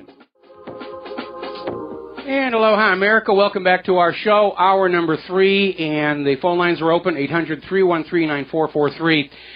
Pope Francis, along with saying that media that puts out bad information and smears politicians, they're all sinners and they're going to go to the dark regions, is also out with something that's a little bit more somber. And he's basically saying it's time to face up to the fact that we are in the Third World War. And sadly, I agree with him, but I guess now that the Pope has said it, it's official. We're in World War III here. We're going to go ahead and grab a phone call. Steve in Virginia, aloha. Welcome to the show. What's on your mind? Yes, hello. Thank you very much. We had some concerns here recently about some of the cabinet picks, and in particular, Mnuchin, with his background of Goldman Sachs, and kind of wondering about some of the other ones, but this one in particular, I was wondering if you had any comments about that. I don't know. We'd heard that, and I'd have to check this. I wish I knew more about it, but that the founders actually warned against the wrong person being appointed Secretary of the Treasury, someone with who actually came from a investment or banking background. Yeah, there were founders. There were founders who said that. Believe it or not, in the early nation, there was actually a law saying lawyers could not be in the Congress, and of course they got rid of that one real quick. Yeah, yeah, but I was wondering, is there? Well, let me put it to you this way. Having a banker in charge of the Treasury is like having a drug addict in charge of your local pharmacy. You're not going to get a good result. Yeah. Okay. Yeah, we...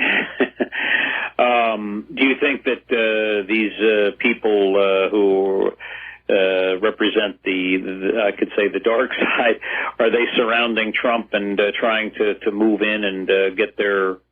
well, they've been doing ideas. that. Yeah, they've been doing that ever since Trump won the election, and Chris Christie was trying to help them, which is why Christie got demoted, and Christie's original suggestions thrown out.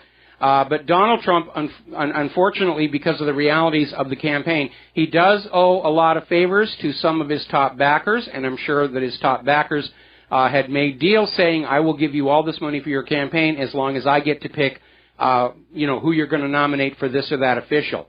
In any event, it's going to be a bit of a circus, because we're already hearing that the Democrats in the incoming Congress have already pledged they're going to delay confirmations as much as they can and just run interference and block Trump at every possible opportunity to jam up his administration so it can't do anything in those first 100 days. Yeah. It sounds, I guess we shouldn't be surprised about that attitude on No, but we should part. be disgusted because, these people are so caught up in their own wealth and power and authority and ego, they're forgetting the job they're actually supposed to be there for. And I would have really been very happy if more of those old incumbents had been given the heave-ho like John McCain, but I think it would be foolish for us to presume that all of this massive election fraud that is now surfacing in the recount states was confined only to the presidential election. Yeah. What are your thoughts about the, they say, was it said that it's the wealthiest cabinet in the picked, and then some of these retired generals, does that bode well, do you think, for future ideas as far as going to war? You're looking at, General Matisse, as I mentioned earlier in the show, strikes me as being very Eisenhower in his thinking. He understands combat is bad. It should be avoided whenever possible, but when it can't be avoided, war should be conducted as efficiently and economically and straightforwardly as possible to minimize casualties and costs. So that's a good mindset to have as Secretary of Defense. It's certainly quite the contrary to Ash Carter and his predecessors, who were very much tied in with the military-industrial complex. But in terms of the wealth issue, you need to take into account the effects of inflation. Because as the money declines in value, people who are making money will make more of it numerically. Doesn't mean they have more buying power, but the numbers look bigger on paper. And you could probably say this incoming Congress is the richest Congress in U.S. history, and it may or may not be all that significant. Unfortunately, our Congress is overpopulated with millionaires, and we don't really have enough ordinary people in the Congress. Especially in the House of Representatives, that's supposed to be a cross-section of the American people, not just a training ground for rich lawyers getting ready to mount their first campaign for the Senate. Yeah.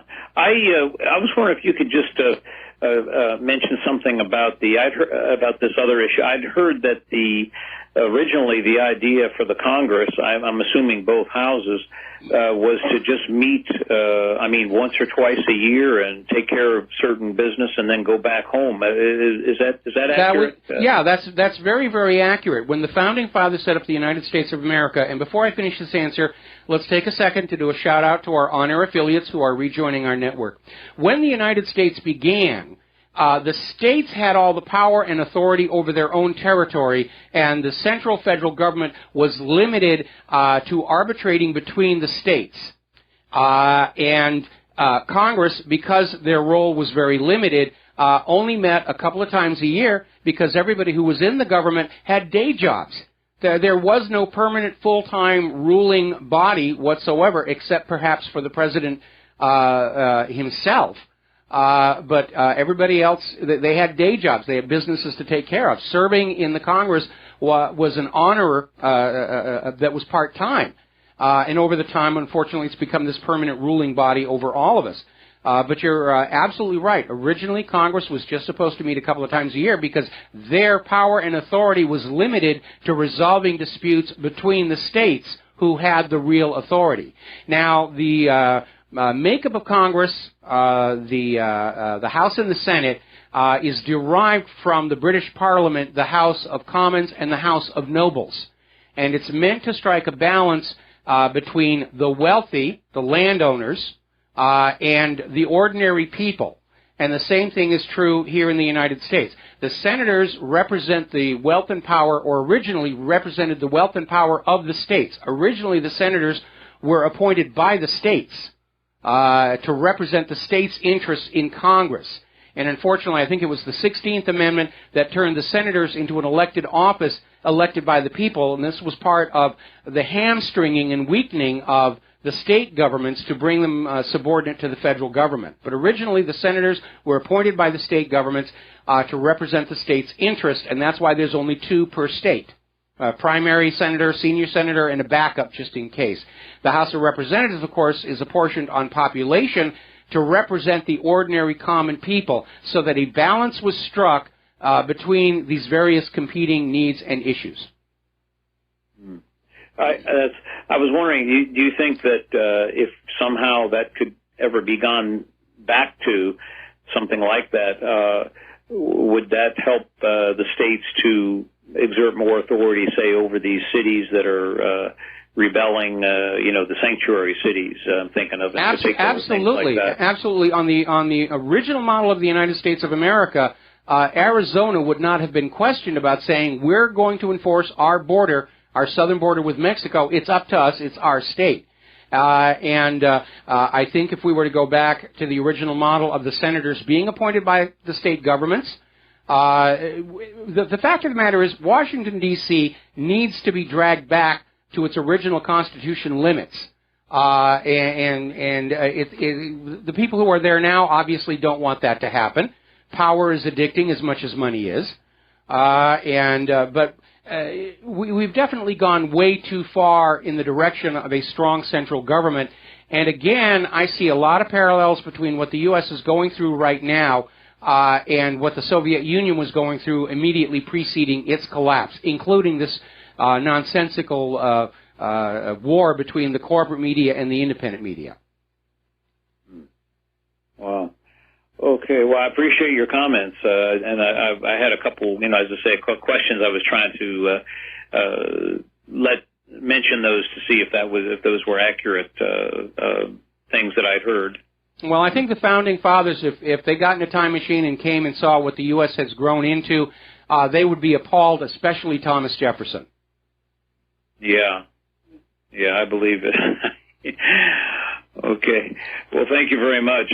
Perhaps there's some hope that we could, if enough people got together, we could get it back somehow, at least somewhat to the way it's maybe supposed to be. That's what we're trying to do here. But the first thing we have to do is get an honest election system to regain the people's control over this government. Because without an honest election system, we're going to be ruled by whoever's got the most money to hire the most cheats.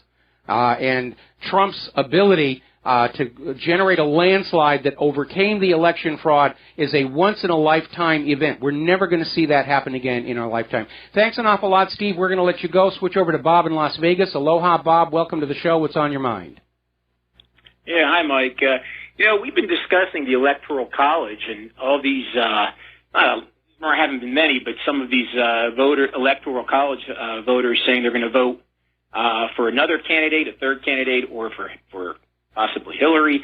It's sort of making, like, with all this Electoral College business, it's sort of making the popular vote option look better. Because if we can't depend on these Electoral College voters to vote how the people voted, then maybe we should just go to a popular vote, if that's the case. Well, I'm sick and tired of hearing these Electoral College people saying, "Oh, they're going to vote, their conscience." Well, the Electoral College was created for two reasons. First and foremost, to try and guarantee equal influence of all the individual states. And this was all done at a time before we saw such a huge population disparity appear in states like California, Texas, Pennsylvania, and Florida. The other reason was a little more pragmatic, and it was considered a final safeguard against the rise of a populist demagogue who the people were just taken in by, the way most people were taken in by Hillary, but represented really a danger to the nation and indeed the world. And so the Electoral College was that final check. And then, of course, the provision for Congress to overrule the Electoral College is a final check on that as well. Again, the problem with a popular vote is that it will result in all campaigning taking place only in those most populous states where the people in the less popular states are ignored. Now, instead of having electors, we could simply have a point system where we'll say that Michigan has 16 points, and the points are awarded to whoever wins that state. And then you just tally up the points, and that basically is your president right there. I mean, I support the Electoral College system, but it just seems like with these, I don't know, maybe it's just happening with a guy with a candidate like Trump. It's just you can't depend on these people to vote, to vote the way the people voted. And it seems, I don't know, but I just want to see Hillary Clinton. I don't want to see her face again. I'm tired. We thought we had seen the last of her in 2000, and she became a senator of New York. We thought we'd seen the last of her after she lost to Obama, and she became Secretary of State. I'm just sick and tired of the woman. She won't go away. Her and her slimy husband. Even this foundation. Who knows if the money they made from this foundation is being used to bribe these electoral college voters? It Who could knows? very well be. I mean, George Soros already indicated he was going to try and financially influence the electoral college. I mean, it's completely, hopelessly corrupt. And I'm in agreement with you. I don't want to see Hillary Clinton ever again, except, of course, for my Hillary Clinton toilet brush. I do enjoy looking at that. Yeah, right. Okay. But, no, seriously, the issue is that all of the checks and balances that were initially built into the system have now all been taken down. And I think nothing illustrates that more clearly than this campaign during this entire year by Hillary's people and the Democrats to go from state to state to state to overturn the voter ID laws on this ridiculous excuse that somehow requiring people to show a legitimate ID and prove their citizenship and residence is somehow racist. And no, it isn't, because black people have driver's licenses, Hispanics have driver's licenses. The only people who don't have ID are people who are not legally allowed to vote in this election. And when we look at the scale of the illegal vote in this country, obviously voter IDs laws need to come back, and they're being brought back. But what we need to get rid of is the level of politicians who are so powerful and influential and corrupt that they can simply change the laws to whatever they want them to be to carry out the campaign they want. Hillary Clinton was depending on those illegal immigrants. That's why they attacked all the voter ID laws.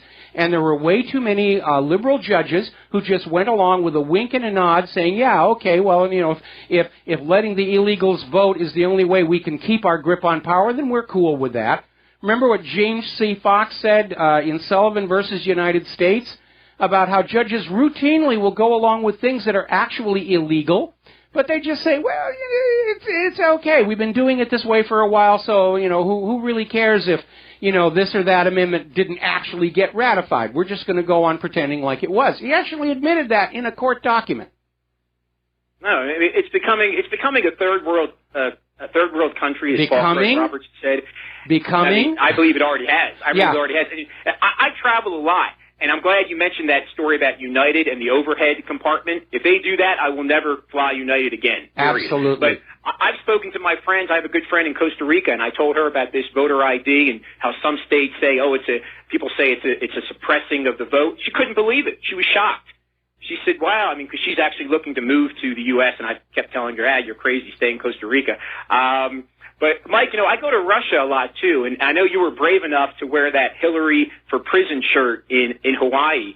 I'm going to pick up quite a few Vladimir Putin T-shirts. If I send you one, will you wear it in Hawaii? Absolutely. Absolutely. In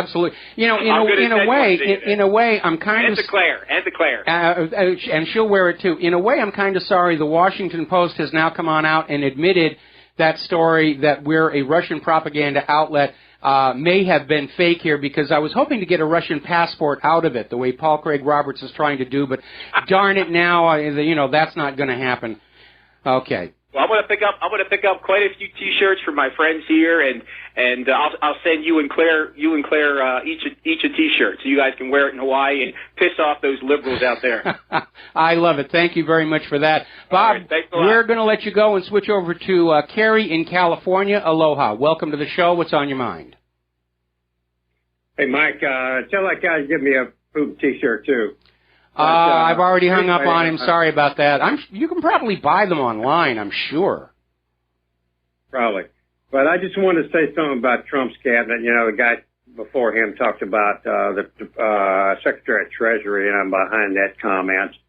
But really, what really blew my mind is that John Bolton is going to be considered to be Secretary of State.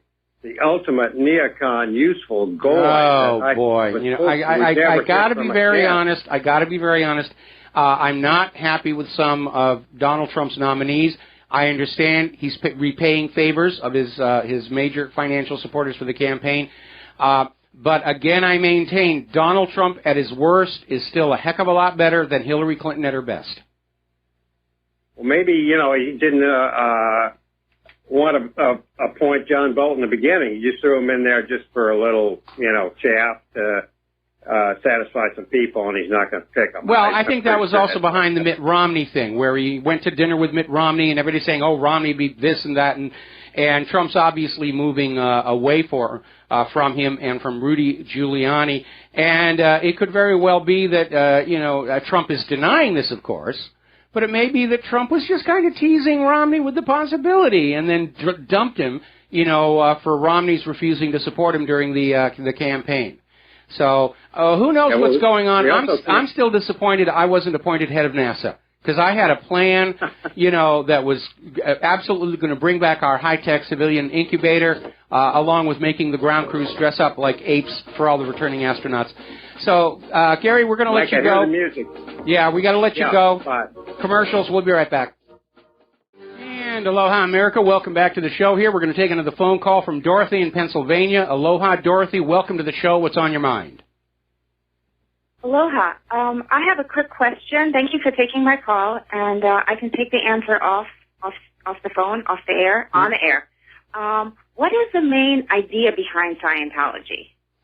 That's kind of a great question there. I mean, Scientology is sold to the initiates and novices coming off the street as a system of mental self-improvement, and it uses a lot of pop psychology tools like the E-meter, which is a stress measuring device, that actually can help people confront some of their trauma. But once people are drawn into Scientology, you're charged more and more money for these things. I think a session with the E-meter is $800.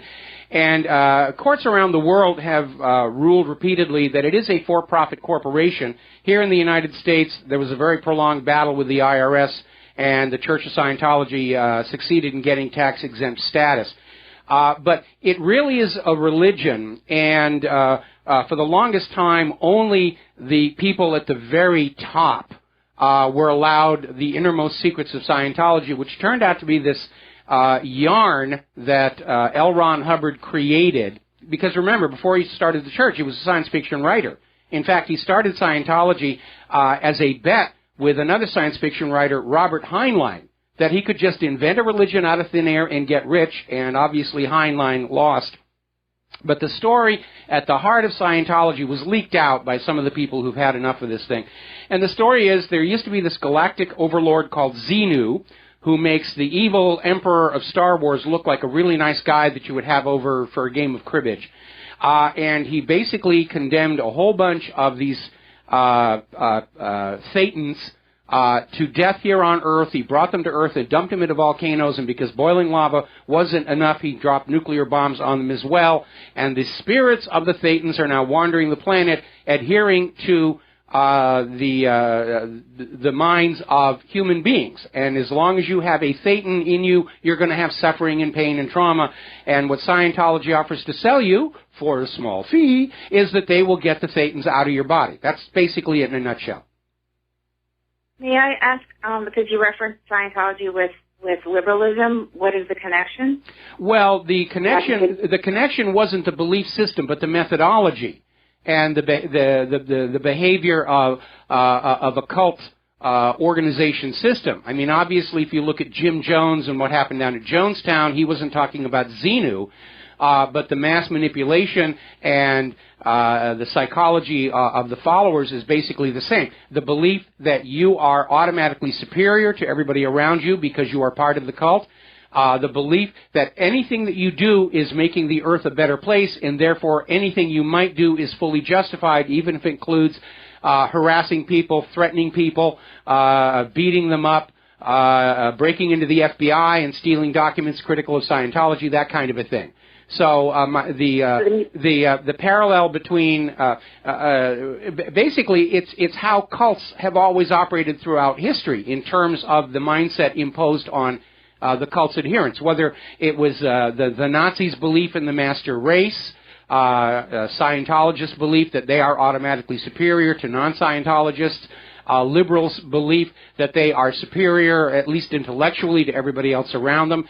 It's a common mechanism, regardless of what that core belief mythology may be, and that's going to change from cult to cult to cult. The operation remains the same. Thank you so much. All right, thank you very much. We're going to let you go here. Now, speaking of Vladimir Putin, soon to appear on a T-shirt near you, he's basically out there saying that following the defeat of Italy's Prime Minister Renzi and this referendum to consolidate power and take more money away from the Italian people and give it to the banks, is basically saying this is the signal the New World Order has lost its grip on Europe. And that certainly does seem to be what's going on between the Brexit, the Italy referendum, Marine Le Pen talking about a Frexit, a Drexit. All of these countries are getting ready to bail. We just need to get the New World Order out of our government, and peace and harmony will come to the galaxy. We're going to take a break for commercials. We'll be right back. And aloha, America. Welcome back to the show. And before the commercial break, we were talking about how Vladimir Putin is saying that Renzi's defeat in Italy signals that the New World Order is losing its grip on Europe. That's a good thing. We need to get the New World Order out of our government because they're operating on a failed premise. This idea that they can blur the whole world together and everybody's going to be perfectly okay with that. And we can see all over Europe and here in the U.S., that doesn't work that way.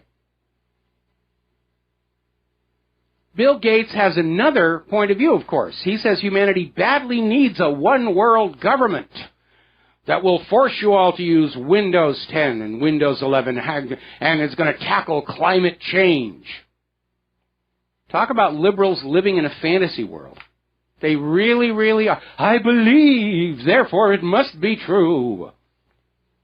Oh, and by the way, all you shills and propagandists out there, stop sending me emails insisting the earth is flat. It's not going to get published on my website or talked about on the show. This latest attempt to try and tarnish the independent media, it's obvious, it's pathetic, is really what it is. Enough of this stuff. Now, Donald Trump's head for the Department of Homeland Security is very much on board with securing our borders. He thinks there should be, absolute draconian immigration requirements and proof that you're supposed to be here. If you're not supposed to be here, you should not be able to avail yourself of social services. And he's saying there's tons of drugs and sex slaves basically just pouring across that border because it's been left deliberately wide open and it's time to shut it down. I still think crocodiles in the Rio Grande are going to be a lot cheaper, but not up to me anymore. Now, speaking of human-caused global warming, the big chill is hitting. Chicago just broke a 1940 snowfall record. A virtual wall of snow in North Dakota has shut down 300 miles of an interstate. It is a mess. Football fans are upset because apparently it's going to be snowing on the Raiders-Chiefs game. Another story coming out of snowboarding.com, and this is one of the ski resorts. And they're out there celebrating 6 inches of snow at 5 a.m., and it's been snowing most of the time, and it looks good, and they're getting ready. Yeah, they're packing the snow down with a snowcat and getting everything ready to open. Not too long ago, in fact, I think it was in 2011, the Real News, in this case the New York Times, actually ran a story about how ski resorts were all going to be driven out of business because of human-caused global warming. This was in the New York Times, the Real News, by their own admission. The Northwest is bracing for the polar plunge, they're calling it. They're looking for any kind of a name they can use to make it look like we should ignore this in the wider claim of global warming. Humans are warming the planet. All the snow and ice, it's the polar vortex, it's the polar plunge. You know, it's an anomaly. Pay no attention to all that snow and ice here. Just believe, as St. Al of the Gore will tell you to believe. Latest word is man-bear pig has been found frozen to death. But they are looking literally at temperatures 10s, 20s degree below what is normal for this time of year. It's actually unusually cool here in Hawaii. It's getting down to the mid-60s at night. And as you know, we've got record amounts of snow on the tops of the volcanoes on the Big Island. But this has not stopped the CBC, the Canadian Broadcorpian Castration, from declaring that all this snow and ice it's ultimately caused by human-caused global warming. Let me actually read you a couple of lines from the story. With cold, blustering snowstorms battering the west coast and the prairies, you might be tempted to say, what global warming? But climate change may in fact be to blame for this oh-so-Canadian winter. So they're out there still pushing this idea that human-caused global warming causes cold, hard winters. That's really it. I mean, that's how desperate they are. Remember all the other things they've said in the past? Oh, the world is warming, but the heat is hiding at the bottom of the ocean. Really? Ever hear of convection? Now, one more time for those who understand science and understand the corporate media is full of it. The primary dominant control on climate here on Earth is the sun, that giant pulsating ball of fusing hydrogen up there in the sky. The sun is not constant. The amount of energy it produces varies over time. We all grew up in science class learning about the 11-year sunspot cycle and the 22-year sun magnetic cycle. And scientists have begun to realize there are other cycles ranging from 60 to over 120 years as well. It's a little hard to figure those out because it's only been possible to scientifically study the sun for 100 years. So longer period fluctuations haven't come around to be recognized as a fluctuation. Now, every once in a while, the low end of those cycles line up and the sun will really cool down, taking the planets, including Earth, with it. Now, the last time this happened was during the Maunder Minimum from 1645 to 1715, which produced the Little Ice Age. Now, Al Gore's money-making hysteria aside, and he's made almost $100 million off of this nonsense, solar output is currently in decline. And astronomers who are not on Al Gore's payroll are estimating we're at the start of a new Maunder Minimum as these low points in the solar cycles align again, and it's going to last at least 30 years. And I hope you're all paying attention because there will be a pop quiz next class. Now, speaking of human-caused global warming, if you looked at the videos coming out of the Dakota Access Pipeline, you can see they're under a massive, massive blizzard there. And now, apparently, shelters are being set up in Morton County and the snow removed from the highways to make sure those Dakota Access Pipeline protesters are not freezing to death, which would be bad press for everybody. And the protesters are staying there because the company building the pipeline is openly defying the federal government and saying, we don't care what you say, we don't care if you say we don't have permission, we're going to go here. And that's it. Now, by the way, a listener wrote in to correct me. It's the 17th Amendment that broke the U.S. Senate by making those popularly elected positions rather than designated by the state governments. It's the 17th, not the 16th. You've seen one amendment, you've seen them all. They all look alike. It's parchment. Little clarification on the Pope's comments about the media spreading false stories and smearing people. Apparently this comment was made in the larger context of the Pope still trying to deal with the Church's clerical child sexual abuse scandal. So apparently his specific complaint was that the media shouldn't be spreading stories about sex scandals. Even if they're true, it's a sin and you're going to go burn in the dark places. That's the context on that one. The Washington Post story where they're saying that all of us independent media are all Russian stooges has now gone global. I'm looking at a copy that's over in the Daily Mail.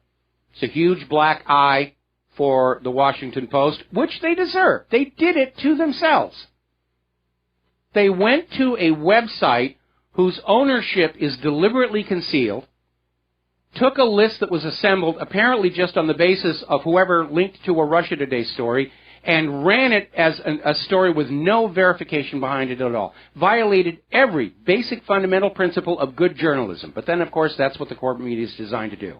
Speaking of which, we have a caller on the line. Ed in Michigan, aloha. Welcome to the show. What's on your mind? Oh, hi, Mike. I like to call them the disconnected media. They're just completely disconnected with what Americans need and want. Well, they were never really connected once the big media corporations started being put together. Their connection is with their corporate owners and their government infiltrators. There was a former president of CBS News who came on out and said, our job is to give people what we think they should have, not what they want. And that was a declaration right there. They're here to tell you what to believe, what to think, what to care about, what not to care about. A good example of that, of course, is Israel and Palestine. Oh, always we feel so bad for what's going on in Israel. Palestinians, not worth caring about. Same thing with the Dakota Access Pipeline. When that original pipeline route went near a mostly white town, it was a big crisis, and now that it's going through Indian lands, come on, guys, let the pipeline have its right of way. I mean, that's what media does, is tell you what you should be worried about and not what you should not care about at all.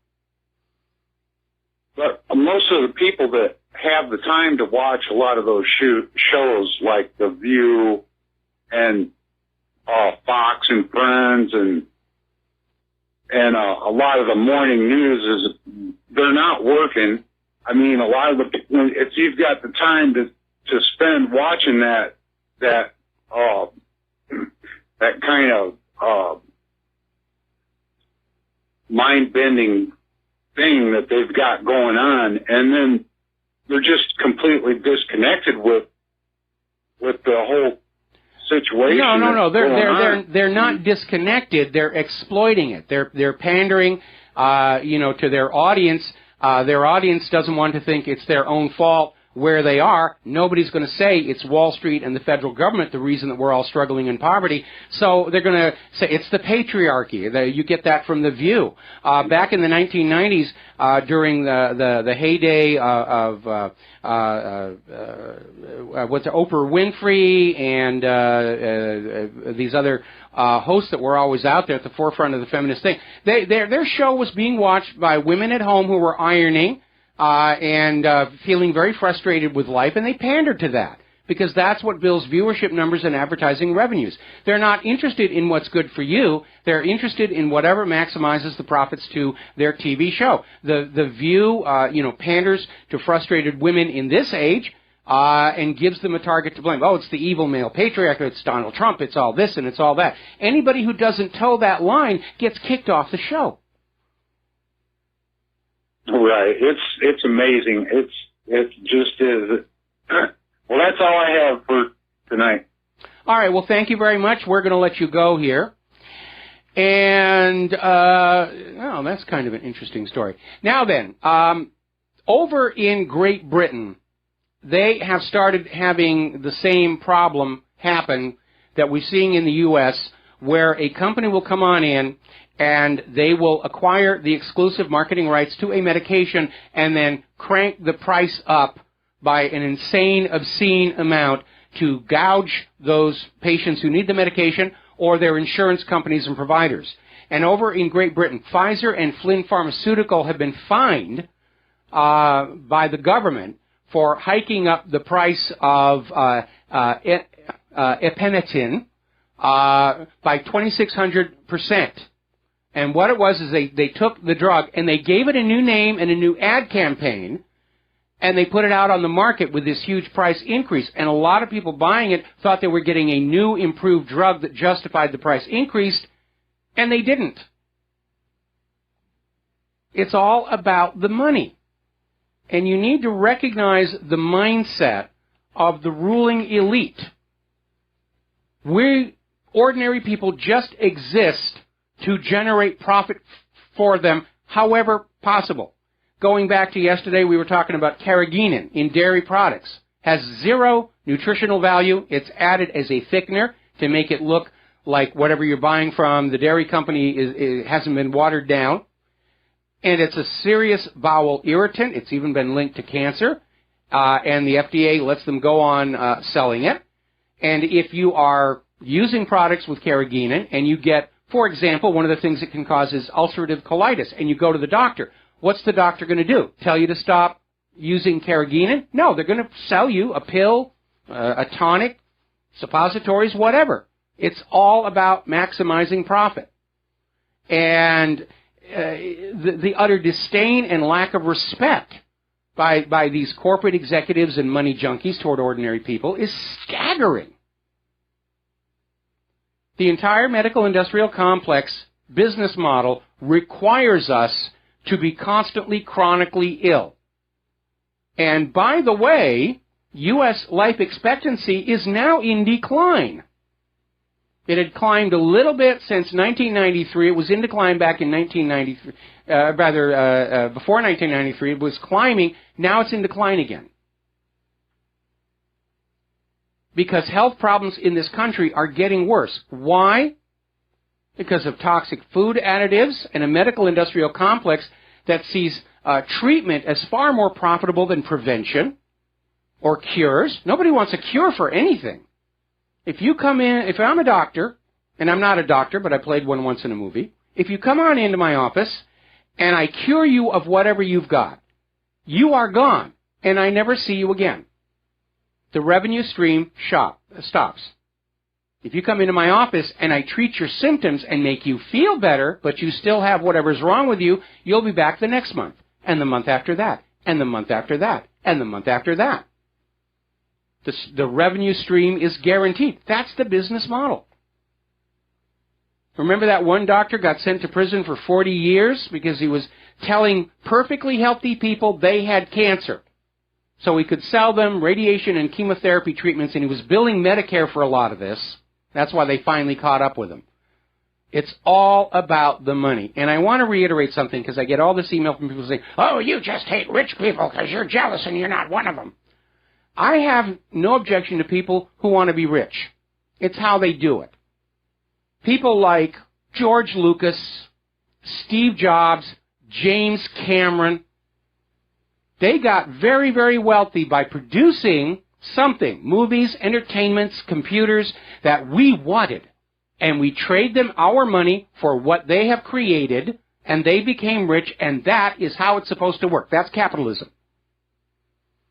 And we rightly respect and honor people like that, and we should hold them up as an example to our children. My problem is with all these crooks who have bribed the governmental system and corrupted the banking industry so that wealth just automatically flows from our pockets to theirs, for which they return nothing of any substantive value to society. That's what I have a problem with. Got to take a break here. We'll be right back. Aloha, America. Welcome back to our show here. And just taking a quick look at the recount circus. Wisconsin is 70% done. No significant change to the results. It's still Donald Trump. Michigan, of course, their recount stopped by a federal judge. That may happen to Pennsylvania tomorrow. Florida is solidly Donald Trump. Over 100,000 voters. The vote's already certified by the state. Remember what that judge in San Diego said? Yes, there was fraud, but once the state certifies it, there is no remedy. And they can cite that as a precedent. Interesting little wrinkle that maybe Jill Stein and Hillary Clinton didn't realize. Apparently under state law in Pennsylvania, and possibly also Florida, I'm not sure about that, but in Pennsylvania can still send their electors to the Electoral College even if the recount is not finished. So this thing is definitely falling apart. They may not be over yet because apparently the Secretary of State of Georgia, Brian Kemp, is very upset. There was apparently an attempt to hack into the Georgia voter registration database, and they caught the hacker's IP, and it tracks back to the Department of Homeland Security. And so Kemp is now asking, why is the Department of Homeland Security now attempting to hack our voter election database? Are they planning on demanding a recount there and fiddling with things? Now remember, before the election, the Department of Homeland Security offered help to the states to secure their election systems prior to the election, but the Wall Street Journal pointed out Georgia was one of the states that was specifically denied assistance.